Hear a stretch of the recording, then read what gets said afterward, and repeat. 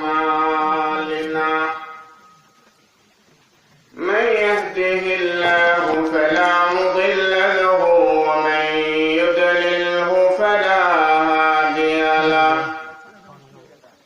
ونشهد أن لا إله إلا الله وحده لا شريك له ونشهد أن سيدنا وسندنا وحبيبنا وطبيبنا وطبيب قلوبنا وأولانا ومولانا محمدا عبده ورسوله الذي أرسله بالحق بشيرا ونذيرا وداعيا إلى الله بإذنه وسراجا منيرا أما بعد فقد قال الله تعالى في كلامه المجيد وفي الفرقانه الحميد সবাই আমার সাথে পড়ুন আউযু বিল্লাহি মিনাশ শাইতানির রাজীম বিসমিল্লাহির রাহমানির রাহিম ইয়া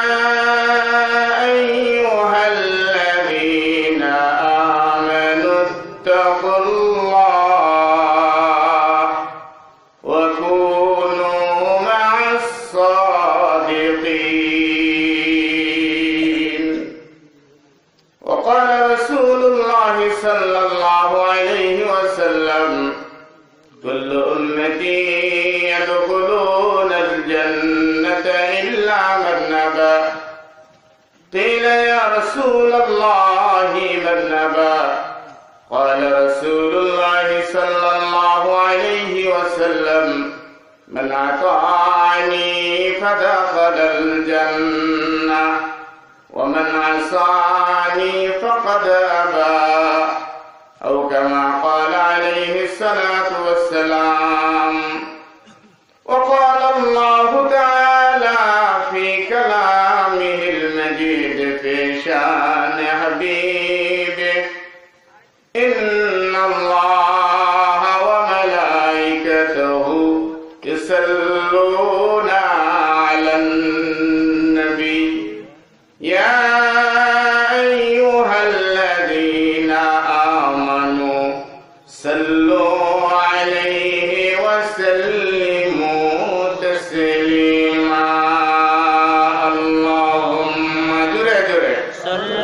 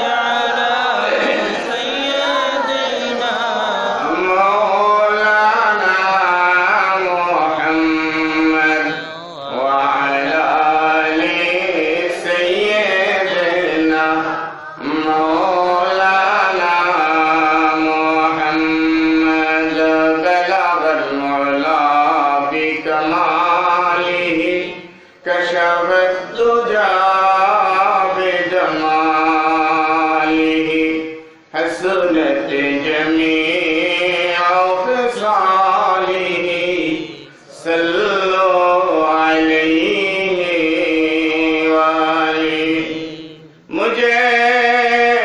मिले या ना मिले,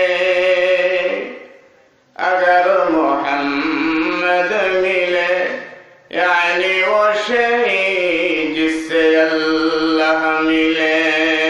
बलगल उला बिकमालिही कशफत दुजा बिजमालिही, हसनत जमीअ फिसालिही, सल्लु अलैहि व आलिही। ला इलाहा इल्लल्लाह, जुरे जुरे ला इलाहा इल्लल्लाह, ला इलाहा इल्लल्लाह। নেই কোনো মাবুদ এক আল্লাহ ছাড়া, লা ইলাহা ইল্লাল্লাহ, সুবহানাল্লাহ, আলহামদুলিল্লাহ, লা ইলাহা ইল্লাল্লাহ। ভাইরা আমার, প্রাণ খুলে মন উজাড় করে দিলের থেকে মহব্বত করে আমরা জিকির করি লা ইলাহা ইল্লাল্লাহ, লা ইলাহা ইল্লাল্লাহ, লা ইলাহা ইল্লাল্লাহ, মুহাম্মাদুর রাসূলুল্লাহ। সবাই বলি সাল্লাল্লাহু আলাইহি ওয়াসাল্লাম। নোকালি সুন্নাত ওয়াল জামাত হাফিজিয়া ফুরকানিয়া মাদ্রাসার উন্নতি কল্পে আয়োজিত এই বিরাট ইসলামী সম্মেলনের শ্রদ্ধাভাজন সভাপতি, প্রধান অতিথি, বিশেষ অতিথি এবং উপস্থিত সোনার মানুষগুলি, মুহতারাম উলামায়ে কেরাম এবং আমার সামনে সমবেত মুরব্বিয়ান এজাম, যুবক ভাইরা, পর্দার আড়ালে যে যেখান থেকে কোরআন এবং হাদিসের আলোচনা শুনছেন আমার মা ও বোনেরা, আসুন সবাই মিলে রাতের এই মধ্যভাগে আমরা সেই মহান রবের দরবারে শুকর আদায় করি, যিনি আমাদেরকে মধ্যরাত পর্যন্ত দুনিয়ার কোনো উন্নতির জন্য নয়, দুনিয়ার কোনো আশায় নয়, দুনিয়ার কোনো লাভে নয়, একমাত্র জাহান্নাম থেকে মুক্তির জন্য আর আল্লাহর রেজামন্দি পাওয়ার জন্য এই সময়টুকু আমরা দিতে পেরেছি। নিঃসন্দেহে এটা আল্লাহ পাক আমাদেরকে করুণা করেছেন বিদায়ই আমরা দিতে পেরেছি, নয়তো আমরাও পারতাম না অন্যান্যদের মতন। সেজন্য যেহেতু মালিক নিজেই আমাদেরকে দয়া করেছেন, সেই মালিকের শুকর আদায় করি, কালিমাতু শুকর আদায় করি, আমরা বলি আলহামদুলিল্লাহ। দেখি তো চেষ্টা করে আরেকটু আওয়াজ দিয়ে বলতে পারি কিনা আলহামদুলিল্লাহ। আলহামদুলিল্লাহ বলতে পারি আমরা, কিন্তু আমাদের জবানে, আমাদের দিলে আল্লাহর ভালোবাসা না থাকার কারণে এটা বেশি একটা মজা পাই না। তবে জাকিরিন শাকিরিন ভাইরা যারা সকালে বিকালে সব সময় আল্লাহর জিকির করে, তারা কিন্তু এটা মজা পান। আল্লাহ বিযিকরিল্লাহি তাতমাইন্নুল কুলুব। আল্লাহর জিকির ছাড়া শান্তি কিসের মধ্যে আছে? দুনিয়ার কোন জিকিরের মধ্যে শান্তি নেই। কথা বলে, জিকির মানে কি? স্মরণ করা। জিকির মানে কি? বলেন না, জিকির মানে কি? আল্লাহকে স্মরণ করা ছাড়া বান্দার কলবের মধ্যে কোন শান্তি আর আসতে। দুনিয়াতে কত নামের জিকির হয়, এক একজন এক একবার আসে, তার জিকির করি। কথা ঠিক না বেটি? যখন যাকে ভালো লাগে তখন তার জিকির করি, যখন তার ভালো লাগে না তো তার জিকির আর কি করি না, করি না আমরা। এটাই তো আমাদের স্বভাব। কথা বলেন, যতক্ষণ আমাদেরকে একটা মানুষ কিছু দিতে পারে ততক্ষণ আমরা তাকে স্মরণ করি, যখনই দিতে পারি না তখন আর তাকে আমরা স্মরণ করি না। কথা ঠিক না বেটি? জোরে বলেন, ঠিক না বেটি? কিন্তু আমরা জানি না আমাদেরকে এত বেশি দিতে পারেন কে, বলেন তো? একটু জোরে বলেন না, পিছনের ভাইরা বলেন না কে? আল্লাহ যতটুকু দিতে পারেন তাম দুনিয়ার মানুষ মিলেও তো ততটুকু দিতে। এই যে কান দিয়ে আমরা কথাগুলি শুনছি, জবান দিয়ে কথাগুলি বলছি, কার শক্তিতে? আর একটু জোরে বলেন না, কার শক্তিতে? এটা আল্লাহর শক্তি ছাড়া। আরে দেখছেন অনেক সময় মন্ত্রীর ছেলেও, মন্ত্রীর সন্তানও বুবা হয়ে পড়ে আছে। কই মন্ত্রী তো তার পাওয়ার বলে তার সন্তানের মুখ দিয়ে আওয়াজ বের করতে পারে না। আপনারা কি দেখছেন না? এমন অনেক প্রতিবন্ধী, বড় পুলিশ অফিসারের ঘরে প্রতিবন্ধী। যদি পুলিশ অফিসার পারতো যে না এটা আমি আমার শক্তি দিয়ে আমার সন্তানের জবান দিয়ে কথা বলাবো, তাহলে কি আপনি মনে করেন সে বসে থাকতো? সে তার সর্বাত্মক চেষ্টা দিয়ে সন্তানের মুখ দিয়ে বের করতে আওয়াজ। কারণ সন্তানের মুখ দিয়ে একবার বাবা বাবা বলে ডাক শুনবে, এই সাত কোন বাবার না আছে? কথা বলেন ঠিক না বেশি? সন্তান বাবা ডাকবে, এটাই তো আমাদের আশা। মা আশা করে আমার সন্তান আমাকে মা বলে ডাক দিবে। 10টি মাস পেটে ধরেছিলাম, যে যন্ত্রণাটা ছিল সন্তানের এক ডাকে মা সমস্ত যন্ত্রণা ভুলে যায়। সুবহানাল্লাহ, এত জোরে বলেন না সুবহানাল্লাহ। এত বেশি আল্লাহ পাক আমাদেরকে দেন, কিন্তু আমরা সেই আল্লাহর নামে দুর্বল হয়ে যাই। আল্লাহর নামে কি হয়ে যায়? দুর্বল হয়ে যায়। এই যে আজকে আমরা বসলাম, এই যে জমায়েত, পাঞ্জাবি টুপি, কত ভালো লাগতেছে। কি কোন আপনাদের কাছে? কথা বলেন না, ভালো লাগতেছে না? বৎসরে একবার হয়তো এই মাদ্রাসার উপলক্ষে আপনাদেরকে একত্রিত করা হয়েছে, সুন্দর পোশাকে আপনারা এসেছেন। আসলে পৃথিবীতে পাঞ্জাবি টুপির চেয়ে সুন্দর পোশাক আর কিছুটাই আল্লাহর কাছে পছন্দনীয় নয়। বুঝে থাকলে জোরে জোরে বলুন সুবহানাল্লাহ। পাঞ্জাবি টুপি এটা আল্লাহর কাছেও পছন্দ। আমাদের নবীর পোশাক কি ছিল বলেন তো?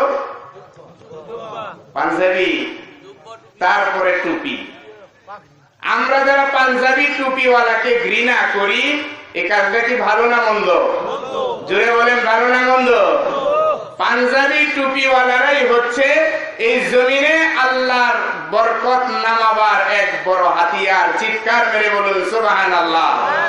যে অন্যায় আর যে পাপাচার দেশে হচ্ছে, এরপরেও যে আল্লাহ আমাদেরকে রিজিক দিচ্ছেন পাঞ্জাবি আর টুপিওয়ালার কারণে। সুবহানাল্লাহ। পাঞ্জাবি টুপিওয়ালাকে আপনি ঘৃণা করে কোথায় যাবেন? আরে বিয়ের দিন জামাই কি পাঞ্জাবি পরে না কমপ্লিট পরে? সবচেয়ে বড় দামি পাঞ্জাবিটা কিনে নিয়ে আসে বিয়ের দিন। এরপরে শেরওয়ানি, যারে কই বলতেছে শেরওয়ানি। এরপরে টুপি যদি মাথায় না দেয়, মুরব্বী দাদা নানারা তোর আগেই করে তুই টুপি মাথায় দিবি না, তোর সাথে যাবই না। আপনাদের দেশের জামাইগুলি টুপি মাথায় দেয় কিনা? কথা বলেন, দেয় কিনা? বিয়ের দিন বিয়ে করবেন, ওখানেও টুপির দরকার, পাঞ্জাবির দরকার। যখন মরে যাবেন দুনিয়ার থেকে, তখনও পাঞ্জাবির দরকার। কথা ঠিক না বেটি? মরণের পরে কি লাগায়? পাঞ্জাবি। একটা পাঞ্জাবি, এরপরে উপরে চাদর দিয়া সুন্দর করে মাথা পা সম্পূর্ণ মুড়ে এরপরে মাটিতে দেয়। তখন তো আপনাকে কমপ্লিট দেওয়া হয় নাই। শার্ট প্যান্ট, আমি বলতেছি না যে আপনারা এগুলি পরবেন না, কিন্তু মুসলমানের পোশাক হচ্ছে, শালীন পোশাক হচ্ছে পাঞ্জাবি আর টুপি। সুবহানাল্লাহ বলে। আপনি টুপিটা মাথায় দিলে অনেক গুনাহ থেকে আপনি এমনি বেঁচে যাবেন। কথা ঠিক না বেটি? কোন টুপি নিয়ে আজ পর্যন্ত সিনেমার হলে কোন ঢুকছে এমন কোন মানুষ আপনারা দেখছেন? বরং কোন টুপিওয়ালার যদি সাত জেগেই যায় যে আমি একটু ঢুকবো, তাহলে টুপিটা মাথার থেকে খুলে এরপরে যায় ঢুকে। আরে ভাই, তাহলে টুপিটা মাথায় দিলে দেখা যায় যে অনেক গুনাহ থেকে টুপি আমাকে বাঁচায় দিচ্ছে। টুপিওয়ালাকে তো ঘৃণা করার কোনো প্রশ্নই আসে না। পৃথিবীতে অনেক দলে, অনেক মতে, অনেক মানুষ থাকতে পারে, কিন্তু সব দলের সব মতের মানুষগুলির মধ্যে থেকে বাছাই করে করে আল্লাহ জান্নাত দিবেন ওই মানুষগুলিকেই, যেই মানুষগুলি আল্লাহর দলে এবং নবীর দলে ঢুকতে পেরেছে। সুবহানাল্লাহ বলে। কবরে অন্য কোন দলের পরিচয় চলবে? বিসমিল্লাহি ওয়া আলা মিল্লাতি রাসূলিল্লাহ। কিসের দোয়া এটা? বলেন না, কিসের দোয়া? এত দল করলাম পৃথিবীতে, দলের জন্য রক্ত দিলাম, অর্থ দিলাম, সময় দিলাম, সব দিলাম।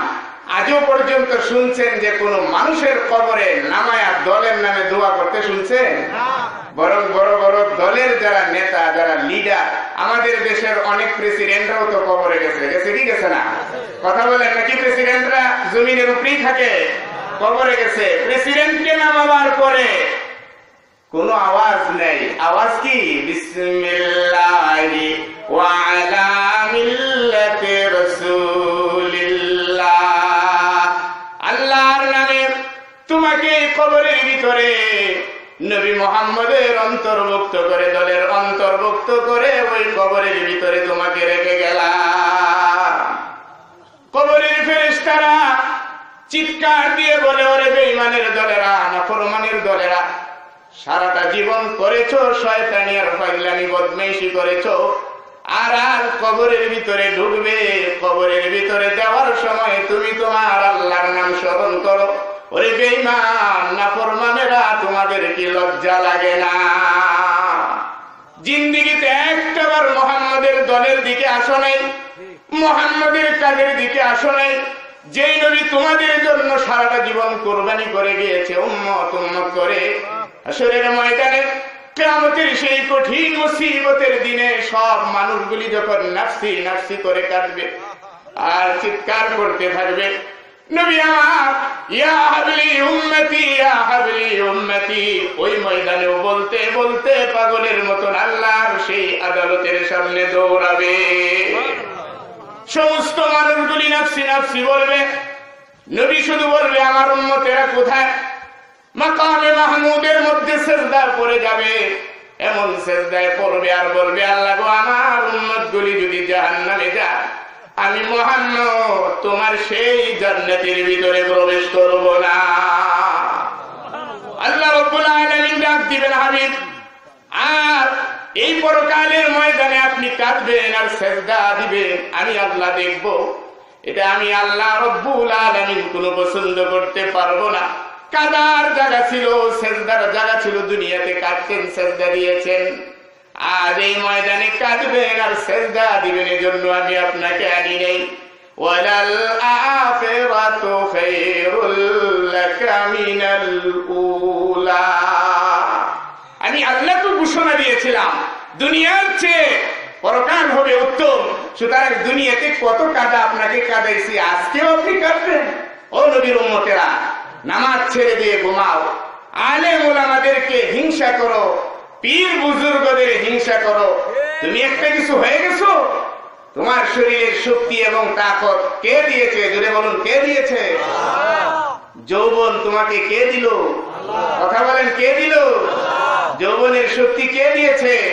তোমার মতন কত যুবক ল্যাংড়া হয়ে পড়ে আছে, একটা কদম হাঁটার শক্তি তার গায়ে নাই। কথা ঠিক না বিধি? কত যুবক পড়ে আছে, কত মানুষ হসপিটালে পড়ে আছে। তুমি কি মনে করেছো তুমি আজ নবীর দল করো না? আজকে তুমি মরে দেখো, কবরের কিনারে নিয়ে যায় তোমাকে কার দলের ভিতরে ঢুকাইতেছে? বিসমিল্লাহি ওয়া আলা মিল্লাতি রাসূলিল্লাহ, আল্লাহর নামে নবী করিম সাল্লাল্লাহু আলাইহি সাল্লামের দলের মধ্যে তোমাকে রেখে গেলাম।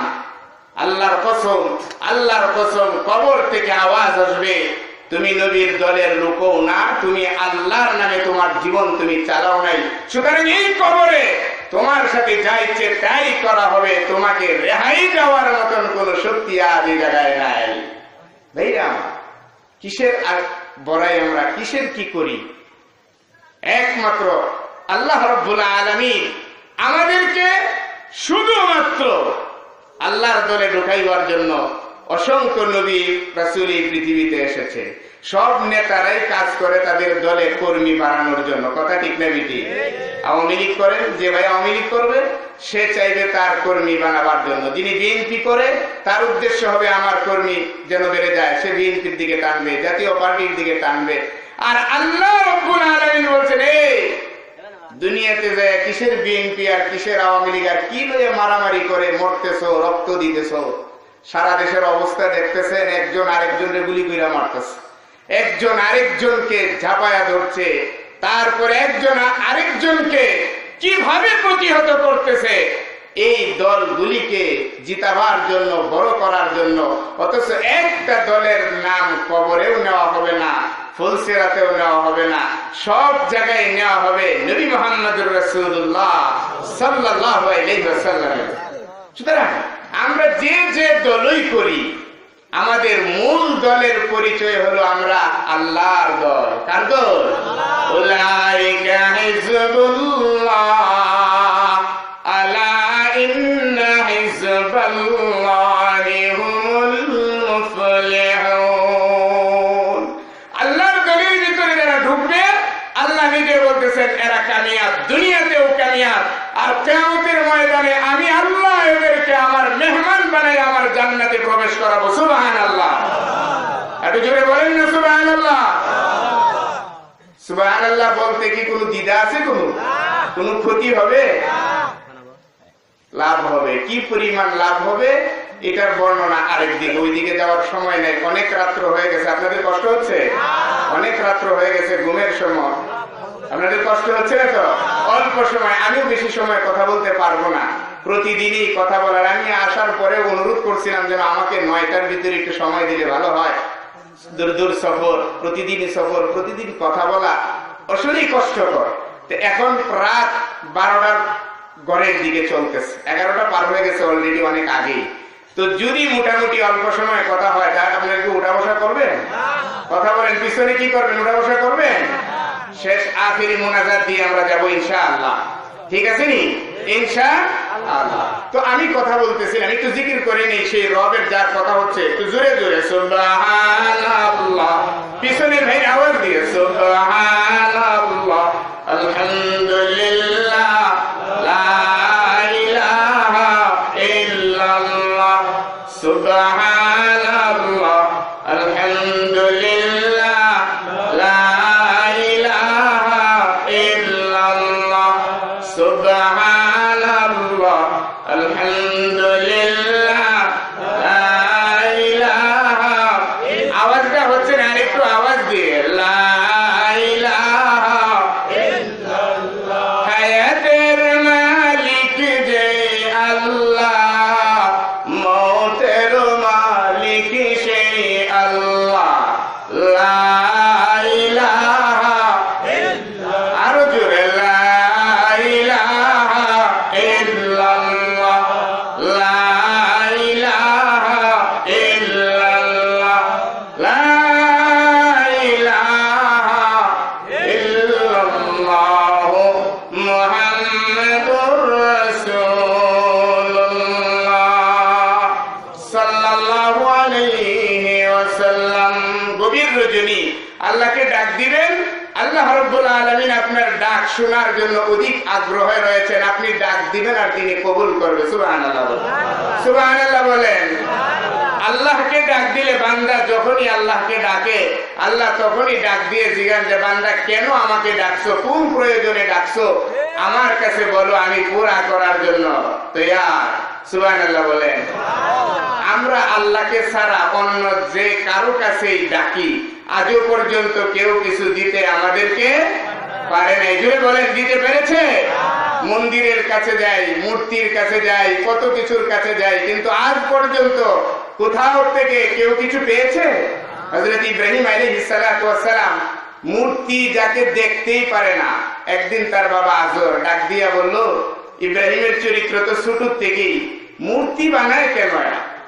একদিন আজর ডাক দিয়ে বলল যে বাবারে, আমাদের তো মূর্তির ব্যবসা, এগুলি বাজারে বিক্রি না করলে রাত্রে খাবে কি, এগুলি নিয়ে বাজারে যাও। তো ইব্রাহিম প্রশ্ন করলো যে বাজারে যে নিব এগুলি কি কি বলে বিক্রি করব? চিন্তা করেন কি দিমাগ নবীদের। তো আজর বলতেছে, তুমি কি জানো না, এরা তো আমাদের মনিব, এরা আমাদের প্রভু। নাউজুবিল্লাহ বলেন, নাউজুবিল্লাহ বলেন।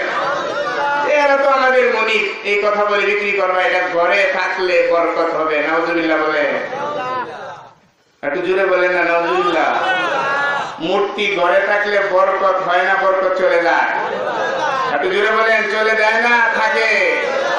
যেই ঘরের ভিতরে মূর্তি রাখে বরকতের আশায়, ওই ঘরটাকে আল্লাহ পাক জাহান্নামের আগুন দিয়ে ভরপুর করে দেন। নাউজুবিল্লাহ বলবেন না? স্ত্রীর ছবিটারে সুন্দর করে প্রেম করে বাদাই করে, মা বোনের আমার আলোচনা যারা শুনতেছেন, নিজের ছবিটাকে ঘরের ভিতরে লটকায় স্বামীর চেহারার সামনে ফেলতে চান, যে আমার স্বামী আমাকে দেখবে, আমাকে মহব্বত করবে। আপনি আপনার স্বামীর সামনে সরাসরি উপস্থিত হয়ে হাসি দিয়ে স্বামীকে জিজ্ঞাসা করবেন, স্বামী হে, সারাদিন তুমি বাহিরে ছিলে, কত কষ্ট করেছো, আরে তোমার এই কষ্ট আমার সহ্য হয় না, এই বলে যদি হাসি দিয়ে স্বামীকে বরণ করে নেন, আল্লাহর হাবিব বলেছে একদিকে স্বামীর সারাদিনের পরিশ্রম সেটা তার আর থাকে না, এই স্ত্রীর কথা শোনার পরে পরে এটা চলে যায়, শান্তি আসে। আর আল্লাহর হাবিব বলেছেন তুমি এই মুস্কি হাসি দিয়ে স্বামীর সাথে কথা বলার কারণে তোমার আমল নামায় আল্লাহ পাক হাজার হাজার সওয়াব লিখে দিয়েছেন। চিৎকার মেরে বলুন সুবহানাল্লাহ। যেই ঘরে ছবিটা নিয়ে রাখছে আমার মা বোনেরা, যে আমার ছবি আইসা আমার স্বামী দেখবে, এই ছবিগুলি হচ্ছে মূর্তি। ছবিগুলি কি, কথা বলেন, ছবিগুলি কি? মূর্তি। কোন আল্লাহওয়ালারা ছবি উঠাইতেও বলে নাই, ছবি ঘরে রাখতেও বলে নাই। আপনি যদি মনে করেন যে আমার পীর সাহেবের ছবিটা আমার ঘরে রাখবো, এটা কি জায়েজ হবে না জায়েজ হবে? জোরে কথা বলেন, জায়েজ না জায়েজ? যদি ছবি রাখার ভিতরে যদি ছবি টানানোর মধ্যে কোনো বরকত থাকতো, ভাইরা আমার, হযরতে আবু বকরের ঘরে নবী করিম সাল্লাল্লাহু আলাইহি ওয়াসাল্লামের ছবিটা টানানো থাকতো, কথা ঠিক না বেরি? হযরতে ওমরের ঘরে রাসূলের ছবি জায়গা পাইতো, সেই ওমরের ঘরের দেয়ালের ভিতরে রাসূলের ছবি বাঁধাই করা হতো, কিন্তু আল্লাহর নবী ওই শিক্ষা দিয়ে যান নাই। যেই কারণে ওমরের ঘরে কোনো ছবি নেই, আবু বকরের ঘরে কোনো ছবি নেই, তাহলে কি বলবেন যে ওমরের ভিতরে আবু বকরের ভিতরে নবী প্রেম কম ছিল, এটা বলবেন নাকি? উমর এবং আবু বকর দুইজন মিলে এত নেকি কামাই করেছেন, আল্লাহ রাব্বুল আলামিন এই দুইজনের নেকিতে, দুইজনের আমলের ভিতরে দিয়ে এত খুশি হয়েছেন। আল্লাহর হাবিবকে আল্লাহ রাব্বুল আলামিন জিবরাইল পাঠায় মাঝে মাঝে বলতেন, মাঝে মাঝে জিবরাইল পাঠায় বলতেন, আমার হাবিবকে বলো বিশেষভাবে আমি আল্লাহর পক্ষ থেকে হযরতে আবু বকরের কর্মের প্রতি রাজি হয়ে আমি আল্লাহ আবু বকরকে সালাম দিয়েছি। কি নবী প্রেম ছিল তাদের মধ্যে। সারা দুনিয়ার সমস্ত ওলিদেরকে একে একে আব্দুল কাদের জিলানী রাহমাতুল্লাহি আলাইহি, বাইজিদ বুস্তামি রাহমাতুল্লাহি আলাইহির মাপে লাখো লাখো ওলিকে যদি এক পাল্লায় রাখা হয়, তাহলে নবী মুহাম্মদুর রাসূলুল্লাহ সাল্লাল্লাহু আলাইহি ওয়াসাল্লামের মর্যাদায় পৌঁছাতে পারবে না। সমস্ত নবীদের মর্যাদা একদিকে, আমি বলি নাই, স্বয়ং আল্লাহ রাব্বুল আলামিন বলেন সমস্ত নবীরা যারা দুনিয়াতে আমার বার্তাবাহক হয়ে কাজ করেছে, হযরত আদম থেকে নিয়ে হযরত ঈসা পর্যন্ত যতগুলি নবী দুনিয়ার বাড়িতে এসেছে, সমস্ত নবীগুলির মর্যাদাকে যদি এক পাল্লায় রাখো, আর নবী মুহাম্মদের মর্যাদাটাকে যদি এক পাল্লায় রাখো, উম্মতরে বুঝি নাই আল্লাহ বলেন সেই একজন নবীর মর্যাদার পাল্লাটাই ভারী হয়ে যাবে। এত মর্যাদাবান নবী আমাদেরকে দেওয়ার পরে নবী বিদায় নেবেন। নবী বিদায় নেওয়ার সময় সাহাবায়ে কেরামরা উপস্থিত হয়ে বলল, ইয়া রাসূলুল্লাহ, ইয়া হাবিবাল্লাহ, আপনার অবস্থাটা ভালো দেখতেছি না, আপনি জানি কেমন হয়ে গেছে, কেমন জানি লাগতেছে আপনার চেহারাটা, বড় মায়া লাগে। আপনি কখন সুস্থ হবেন, কখন আমাদের ভিতরে ফিরে আসবেন, মসজিদে নববীর সেই মেম্বারে বসে আবার দিনের কথা শোনাবেন, আল্লাহর কথা শোনাবেন, আমরা পাগল হয়ে গেলাম। আবু বকর এমন একজন ব্যক্তি ছিলেন, নবীদের কাছাকাছি এত বেশি কাছাকাছি থাকতেন যে নবীদের জীবনের শুরু থেকে নিয়ে শেষ পর্যন্ত আবু বকর ছিলেন। হযরতে আবু বকর নবী করিম সাল্লাল্লাহু আলাইহি ওয়াসাল্লামের শিয়রে বসে দেখলেন নবী জানি কেমন হয়ে গেছে, দুনিয়ার কোনো মাথা, দুনিয়ার কোনো কথা আর মাথায় ঢুকে না, দুনিয়ার কোনো কিছুই মাথায় ঢুকানো যাচ্ছে না। আল্লাহর নবী হযরতে আবু বকরকে ডাক দিয়ে বললেন, আবু বকর, প্রচন্ড জ্বরে সারাটা রাত্র আর এমন অবস্থায় আমার ছিল, আবু বকর আজকের রাত্রটা এমন জ্বর আমার ছিল, গায়ে এমন জ্বর ছিল, যেই জ্বরের কারণে আমি এখন পর্যন্ত নবী চোখ দিয়ে তাকাই, তুমি আবু বকর তোমার চেহারাটাও ভালো করে আমি দেখতে পারতেছি না রে আবু বকর, কিন্তু তোমার কণ্ঠটা আমার কানে পৌঁছার পরে বুঝলাম যে তুমি আমার সেই সাহাবী হযরতে আবু বকর, যার ব্যাপারে আল্লাহ মাঝে মাঝে আমার কাছে সালাম পৌঁছাইতে। আবু বকর স্থির হয়ে গেলাম, দুনিয়ার সমস্ত পানি যদি আমার মাথায় ঢেলে দাও আমার জ্বর ভালো হবে না। বুঝতে পারতেছি যে আমার সময় শেষ। আবু বকর, আমার সময় মনে ফুরিয়ে গিয়েছে।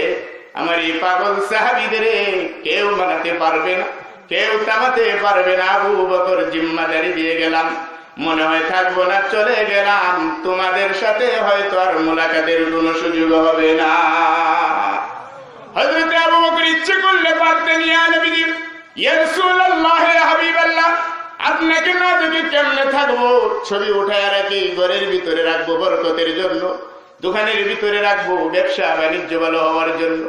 আবু বকর এটা ইচ্ছে করলে তিনি আল্লাহর হাবিবের কাছে জানতে পারতেন, কিন্তু আবু বকর বুঝছেন নবীর চেহারা দেয়ালের ভিতরে লাগালে হবে না, নবীজির চেহারাটা লাগাইতে হবে আমার দিলের ভিতরে। দিলের ভিতরে লাগাও, আলেমকে মহাব্বত করো, অলিকে মহাব্বত করো। ঘরের ভিতরে ছবিটা নাইতে কে অনুমতি দিল? নিজের স্ত্রীর ছবিও ঘরের ভিতরে রাখা যাবে না। পারবো তো ইনশাআল্লাহ? নবীকে মহাব্বত করব, সেই নবীকেই যদি না রাখা যায় ছবি, সেই নবীর চেহারাই যদি না প্রেম বাদাই করা যায়, তাহলে এই পৃথিবীতে আর কে আছে যে তার চেহারাটা আমি প্রেম বাদাই করে রাখবো? আমি পরীক্ষিত, যেটা আমি আমার পরীক্ষার আলোকেই আমি বলতেছি, অভিজ্ঞতার আলোকেই বলতেছি, যেই ঘরের ভিতরে স্বামী মহাব্বত করে তার ছবিটা টানাইছে, ওই ঘরের ভিতরে স্বামী এবং স্ত্রীর ভিতরে দিন রাত 24 ঘন্টা ঝগড়া লেগে আছে। কথা ঠিক না বেটি? স্বামীকে ছেড়ে স্ত্রী চলে যাইতে চায়, আবার স্ত্রীকে রেখে স্বামী চলে যাইতে চায়। একবার স্বামী বলে তোমার ঘর তুমি করো, আমি চলে গেলাম। স্ত্রী ডাক দিয়ে বলে আমার ঘর হলো করতে, তোমার ঘর তুমি থাকো, আমি চলে যাই। তারপরেও দুইজনের মধ্যে মিল মহাব্বত হতে পারতেছে না। মিল মহাব্বত কেন হতে পারতেছে না? না পারার অর্থ হইল নবী করিম সাল্লাল্লাহু আলাইহি ওয়াসাল্লাম হযরতে খাদিজাকে এত ভালোবেসেছেন, কিন্তু এমন কোন হাদিস কোন ওলি বুজুর্গ থেকে শুনেছেন যে আল্লাহর নবী খাদিজার ছবিটাকে ঘরের ভিতরে প্রেম বাদাই করে রেখেছিলেন? কথা বলেন, এরকম কোন হাদিস কোন প্রমাণ আছে? কোন ওলি দেখাইতে পারবে? তাহলে খাদিজার চেয়ে কি বড় হয়ে গেছে আমাদের স্ত্রী? না না, বরং অনেক অনেক মর্যাদার দিক থেকে অনেক নিচে। তবে বিশ্বনবী একটা কথা বলেছেন, বিশ্বনবী একটা কথা বলেছেন, মা বোনেরা আমার কান পেতে শুনুন। যেই মহিলার স্বামী মরণের আগে এই কথাটুকু বলবে যে আমি আমার স্ত্রীর প্রতি সন্তুষ্ট, আল্লাহর হাবিব বলেছেন ওই স্ত্রী বিবি খাদিজার সাথে জান্নাতে যাবে। সুবহানাল্লাহ। স্বামী বলতে হবে যে আমার স্ত্রীটার প্রতি আমি সন্তুষ্ট, তার কর্মে, তার আচরণে, তার ব্যবহারে, তার লেনদেনে, সর্ব ব্যাপারে আমি তার প্রতি সন্তুষ্ট।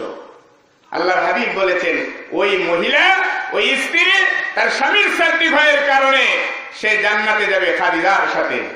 কত বড় ভাগ্যবান মা বোনেরা আমার। আমরা শুধু শুধু ঝগড়াঝাটি করি। কেন ঝগড়াঝাটি করবো আমরা স্বামীর সাথে? স্বামী তো আমার জন্য মহামূল্যবান সম্পদ। আমি যদি আমার আচরণ দিয়ে একবার একটা কথা এইভাবে মুখ দিয়ে বলায় নিতে পারি, তাহলে আমার জীবন ধন্য। কথা ঠিক না বেটি? জোরে বলেন ঠিক না বেটি? আর আমরাও স্বামীরা এমন অবস্থায় যে বিবিদের সাথে এমন আচরণ করি, করতে করতে ওদের একবারে মাথাটাই নষ্ট করে দিই, তখন আর তারা আমাদের দিকে তাকায় না। আমাদের সবগুলি এমন হচ্ছে হওয়ার কারণে, হওয়ার এটার পিছনে একমাত্র কারণ হলো আমরা ওই যে আল্লাহ এবং আল্লাহর রাসূলের আদর্শ থেকে সরে এসেছি। কথা ঠিক না বেটি? এই যে মাদ্রাসার সামনে আজ আপনারা বসেছেন, পায়ে ধরে বলবো, এই সুযোগ যখনই মাদ্রাসাওয়ালা করে দিবে, তখনই তাদের ডাকে আহ্বানে সাড়া দিবেন। এই সাড়া দেওয়াটা হয়ে যেতে পারে যে আপনার কদমগুলি জান্নাতের দিকে চলতেছে। চিৎকার মেরে বলুন সুবহানাল্লাহ। ভাইরা আমার, এই যে মাদ্রাসার ছাত্রদের মাথায় পাগড়ি উঠে দেওয়া হচ্ছে, মা বোনেরা আমার, আহারে কত মর্যাদাবান সেই মা এবং পিতা। যেই মা এবং পিতা দুইজনে মিলে, যেই মা যেই বাবা দুইজনে মিলে তার সন্তানটাকে হাফেজ বানাইলো, কত সৌভাগ্যবান তারা। ওই সন্তান ওই মা বাবার জন্য জান্নাতের জন্য সুপারিশ করে জান্নাতবাসী করে দিবে। সুবহানাল্লাহ। আপনি তো মরবেনই, আপনি তো মরবেনই। বিসমিল্লাহি ওয়া আলা মিল্লাতি রাসূলিল্লাহ আপনার উপরে বলবে। কিন্তু বন্ধুরা আমার, সন্তান যদি ওই রকম না থাকে, আল্লাহর হাবিব বলেছেন তুমি কবরের ভিতরে শুয়ে গেছো, জাহান্নামের আগুন তোমার কবরের ভিতরে পাঠিয়ে দেওয়া হয়েছে। আমলনামা দুর্বল হওয়ার কারণে কবরে সমস্ত প্রকার শাস্তির বিধান কায়েম হয়ে গিয়েছে।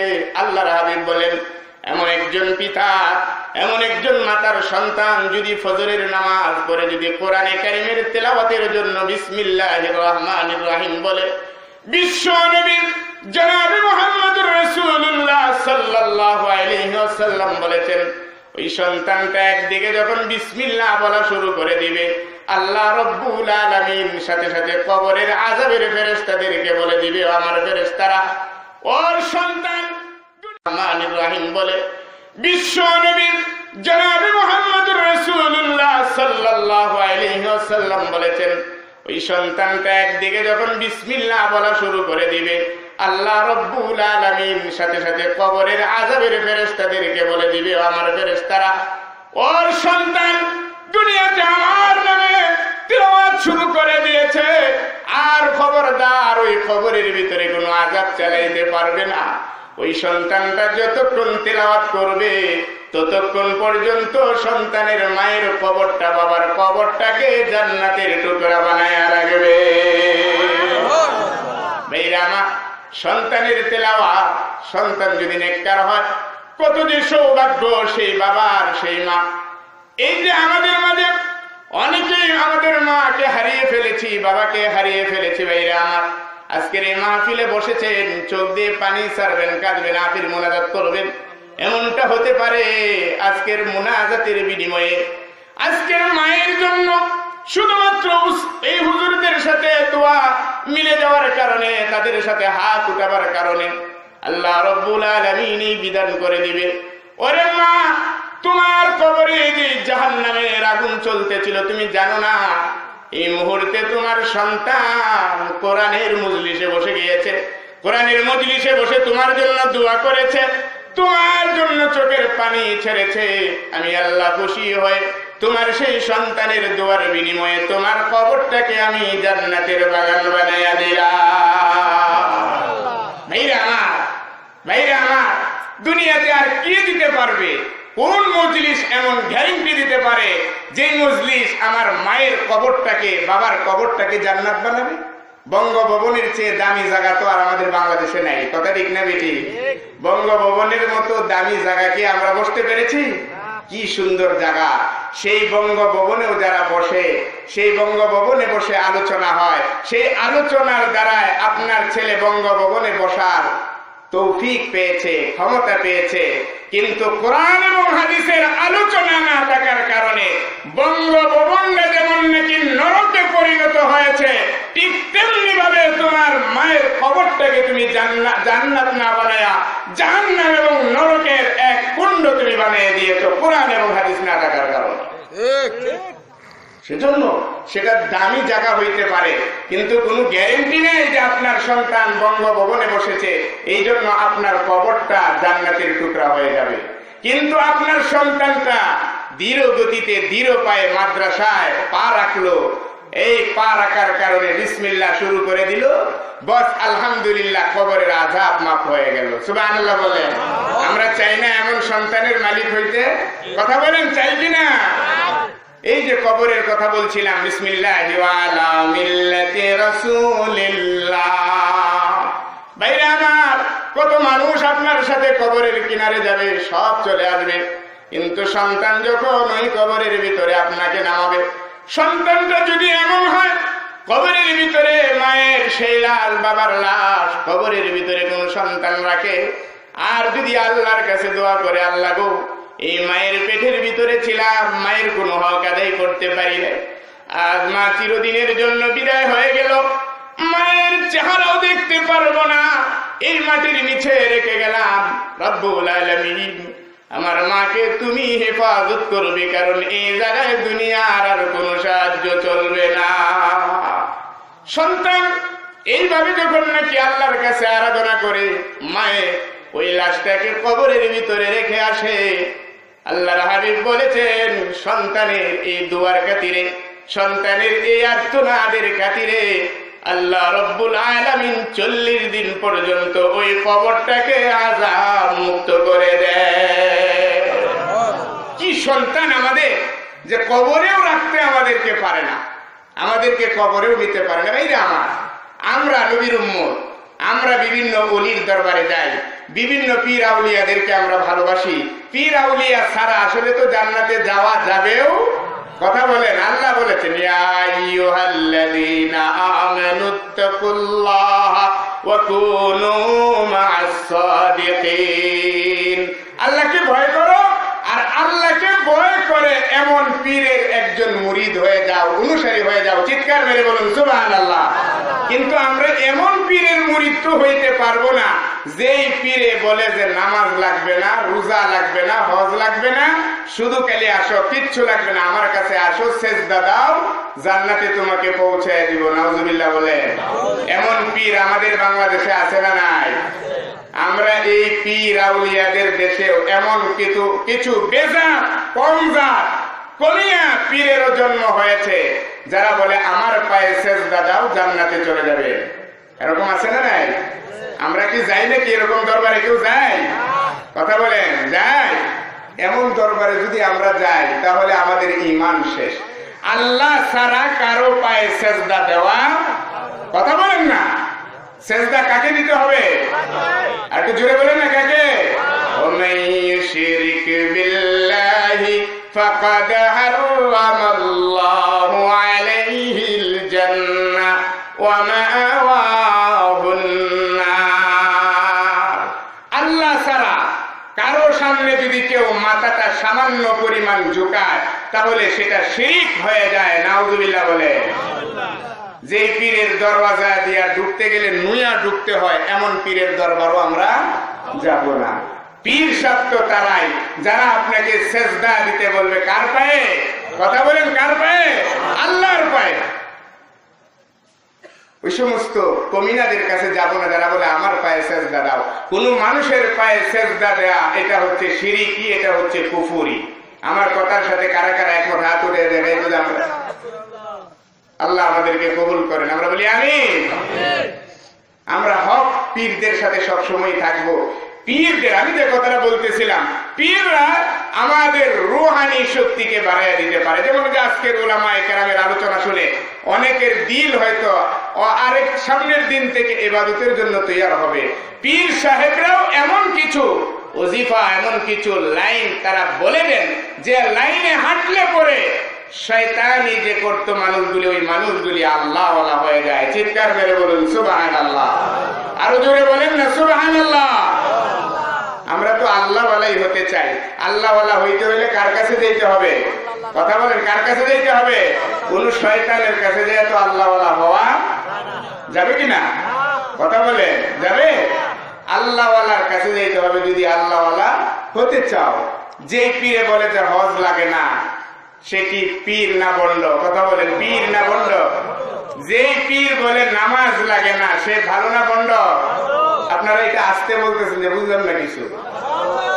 এটা তো সাক্ষী হচ্ছে যে পীরে বলে যে নামাজ লাগে না, সেজদা আমারে করিলেই যথেষ্ট, এটা বন্ড না বলি?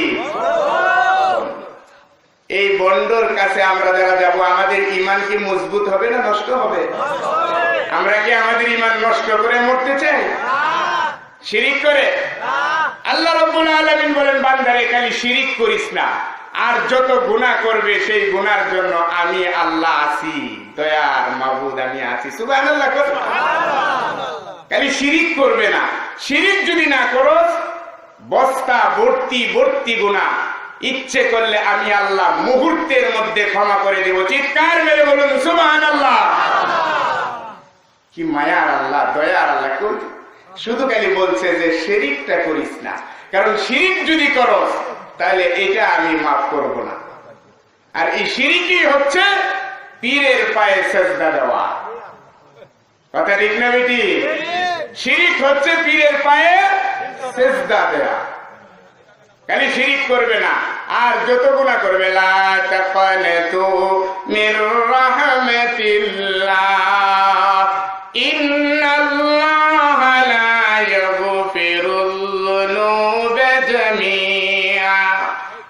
ইন্নাহু হুয়াল গফুরুর রহিম। সুবহানাল্লাহ বলেন।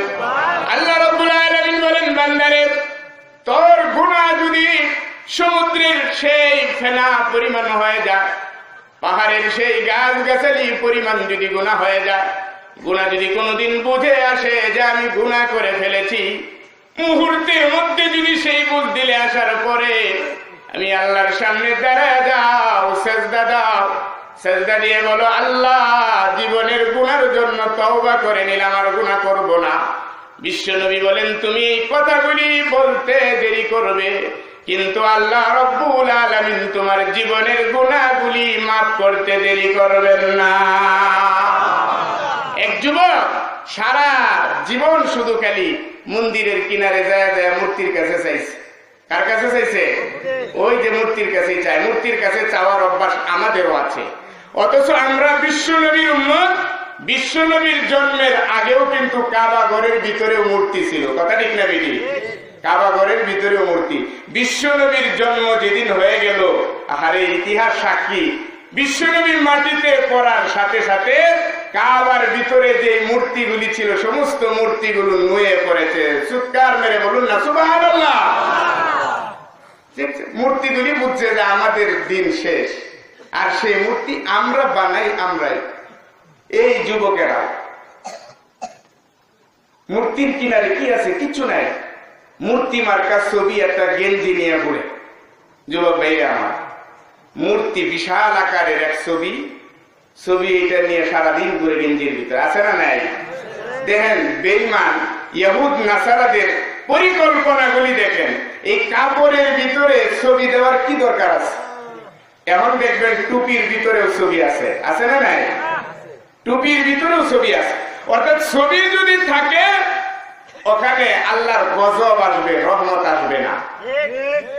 ছবি আছে, আল্লাহর গজব আসবে, রহমত আসবে না। আপনার গায়ে যদি একটা ছবি উঠাইয়া দেওয়া যায়, রহমতের ফেরেশতারা 10 হাত দূরে থাকবে। বেনমাজির কাছেও যেমন শয়তান ভিড়ে না, বেনমাজির থেকে 10 হাত দূরে থাকে। বেনমাজি যে রাস্তা দিয়ে হাইটা যায়, শয়তান বলে ওই রাস্তা দিয়ে ভুলেও যায় না। কিরে যাও না কেন? কয়টা হলো বেনমাজি। এই বেনমাজির উপরে যখন তখন আল্লাহর শাস্তি চলে আসতে পারে। এর সাথে হাইটা আমি যাই মরবো? আমার চেয়ে বড় শয়তান তো সে। বড় বড় ছবি লাগায় লাগায় ঘুরে শয়তান তো দূরে দূরেই, রহমতের ফেরেশতাও 10 হাত দূরে। নাউজুবিল্লাহ বলেন না। রহমতের ফেরেশতা যদি আপনার কাছে না থাকে, একটা মুহূর্ত যদি না থাকে, বাদ দিতে চাইবেন মুখে দিয়া, বাদ চলে যাইব নাকের ভিতর দিয়া। কথা ঠিক না বেটি? যে একটা বাদ যদি নাকের ভিতর দিয়ে চলে যায়, কেমনটা হবে? কথা বলেন ও যুবক, কি হবে তখন? একটা বাদ যদি নাকে দিয়ে চলে যায়, একটা মশা নাক দিয়ে চলে গেছে, একটা মশা নাক দিয়ে চলে গেছে, ফেরেশতা নাই। আমার এই যে নাক দিয়ে শ্বাস প্রশ্বাস নিচ্ছি, ওখানেও আল্লাহ পাক আরে বেতন ছাড়া ওখানেও সিকিউরিটি আল্লাহ পাক রেখে দিয়েছেন। সুবহানাল্লাহ বলেন। রাত্রেবেলা যে আপনি ঘুমায় থাকেন, কে পাহারা দেয় আপনারে? আপনার মুখ দিয়ে পিঁপড়া ঢুকতে পারে, আপনার মুখ দিয়ে সাপ ঢুকতে পারে, কিন্তু পাহারা দিচ্ছে কে? জোরে বলেন না, কে? আল্লাহ পাহারা দিতেছে। আল্লাহর পাহারার যদি হিসাব আর বেতন আমাদের কাছে চাইতো, আমরা কি দিতে পারতাম? কথা বলেন, দিতে পারতাম? একটা মানুষ একটু সময়ের জন্য লাইফ সাপোর্টে ঢুকে, এখন আর শ্বাস নিতে পারে না, আনতে পারে না। ওই বড় বড় হসপিটাল গুলিতে আপনারা যখন নিয়ে যাইবেন, তখন ওখানে ঢুকাইবো, বলবো যে ঘন্টায় 50,000 টাকা দিতে হবে এই শ্বাস প্রশ্বাস নেওয়ার জন্য। আচ্ছা, আমার আল্লাহ যে 24টা ঘন্টা, মাসের পর মাস, বৎসরের পর বৎসর এই শ্বাস নেওয়ার আনার যে দায়িত্ব জিম্মাদারি তিনি যে নিলেন, যদি টাকা চাইতেন কয়জনে দিতে পারতাম? কথা বলেন, কয়জনে দিতে পারতাম? সেই আল্লাহকে ভুইলা যারা পীরের কাছে মাথা ঠেকায়া চায়, আল্লাহ বলে জীবনটারে শেষ করে দিবে। শেষ, আমি তোর প্রতি নারাজ হয়ে গেলাম। আমরা আর কোনদিন এমন পীরের দরবারে যাইবো না যে পীরে সেজদা চায়। রাজি আছি না নাই? হাত তুলে দেখাই তো, রাজি আছি না নাই? নারায়ে তাকবীর। আমরা যাবো না এগুলি। কিচ্ছু নাই এদের কাছে, কিচ্ছু নেই। ওই যুবক সারাটা জীবন শুধু খালি মন্দিরের ভিতরে। মুসলমান যেমন মসজিদ দেখলে মসজিদে যায় 2 রাকাত নামাজ আদায় করে, আর ওই খালি মন্দির দেখলেই মন্দিরে যায়, নমস্কার নমস্কার বাবা। কি দিবে সে? মুসলমান তুমি মসজিদের ভিতরে যদি ঢুকো, সাহাবায়ে কেরামরা মসজিদের ভিতরে ঢুকে আমল করেছেন, শিক্ষা দিয়েছেন কে? বিশ্বনবী শিক্ষা দিয়েছেন। বিশ্বনবী তোমার প্রয়োজন পড়ে গেছে, মসজিদের ভিতরে ঢুকো, আল্লাহকে সাজদা দাও। তোমার প্রয়োজন যত বড় হোক না কেন, আল্লাহ মুহূর্তের মধ্যে তোমার প্রয়োজন মিটাইয়া দিবে। নামাজ আদায় করো, আল্লাহর কাছে চাও, মূর্তির কাছে যাবে না, মন্দিরে যাবে না। যদি যাও মুসিবত যা আছে তার চেয়ে আরো আল্লাহ রব্বুল আলামিন বেশি করে দিয়ে দিবে। মন্দিরের কাছে যাবে না, মুসলমানের কাজ হলো মসজিদে যাওয়া যায়। যুবকের সারাটা জীবন সেই মন্দিরের ভিতরে যায়। ইয়া সালাম ইয়া সালাম, কিতাবের ভিতরে লিখেছে যুবক ইয়া সালাম ইয়া সালাম বলে চোখের পানি ছেড়ে দিয়ে মূর্তির সামনে সারাটা জীবন সে কেঁদেছে। মূর্তি বলে আমার কাছে কাঁদো কেন, আমি তো তোমাকে কিছুই দিতে পারবো না। মনে আসেনি ওই যে আজর পাঠাইছিল মূর্তি, ইব্রাহিম আলাইহিস সালাম কাঁধে নিয়ে যাইতেছে। কিছুদিন যাওয়ার পরে দেখলো যেটা বাড়ি লাগে, মাথায় নিয়ে যাওয়া যায় না। নামাইছে, এবার নামাই আসে রেখো, তুমি না বলে মাহবুব, এবার তোমার মাথায় আমি উঠবো, তুমি আমারে না। কারণ মূর্তির মাথায় কে উঠবে? ইব্রাহিম বলে আমি উঠবো তোমার মাথায়, তুমি আমার কিছু ধরে নাও। কথা বলবে মূর্তি? কথা বলবে? মূর্তির কোন সারা শব্দ নাই। ইব্রাহিম ডাক দিয়ে বললেন কি করব, আমি আর পারতেছি না, দেখো আমার শরীরটা ঘামায় গেছে, আমি আর মাথায় নিতে পারবো না। তুমি যদি আমাকে নিতে নাও বা পারো, তাহলে তোমার পথটা তুমি হাঁটো, নিজে নিজে হাঁটো, আমি তোমার পিছনে হাঁটবো। ইব্রাহিম বলে মূর্তিকে অনেক বললাম, মূর্তি হাঁটতেও পারে না, হাঁটাও শুরু করে না। রাগে হযরতে ইব্রাহিম মূর্তির মাথা গুলিতে বাড়ি দিয়া সমস্ত মূর্তির মাথা গুলি ভেঙে চুরমার করে দিলেন। মাথা ভাঙ্গা মূর্তি এবার বাজারে নিয়ে গেছে। বাজার থেকে মাথা ভাঙ্গা মূর্তি কেউ কিনবে? কথা বলেন, কিনবে? সব দেখে আর চায় চায় হাইসা হাইসা চলে যায়। আরে তুমি কি জন্য আনছো? বিক্রি করতে আনছি। একটু জিকির করেন সুবহানাল্লাহ আলহামদুলিল্লাহ লা ইলাহা। আওয়াজটা এখনো কিন্তু আল্লাহর মহব্বত আমাদের ভিতরে এখনো আসে নাই। সেই পরিমাণ আওয়াজে আমরাই বুঝতে পারতেছি না যে আল্লাহর মহব্বত আমাদের ভিতরে কখন আসবে। একটু আওয়াজ দিই না। সুবহানাল্লাহ আলহামদুলিল্লাহ লা ইলাহা ইল্লাল্লাহ। সুবহানাল্লাহ আলহামদুলিল্লাহ লা ইলাহা ইল্লাল্লাহ। লা ইলাহা ইল্লাল্লাহ। লা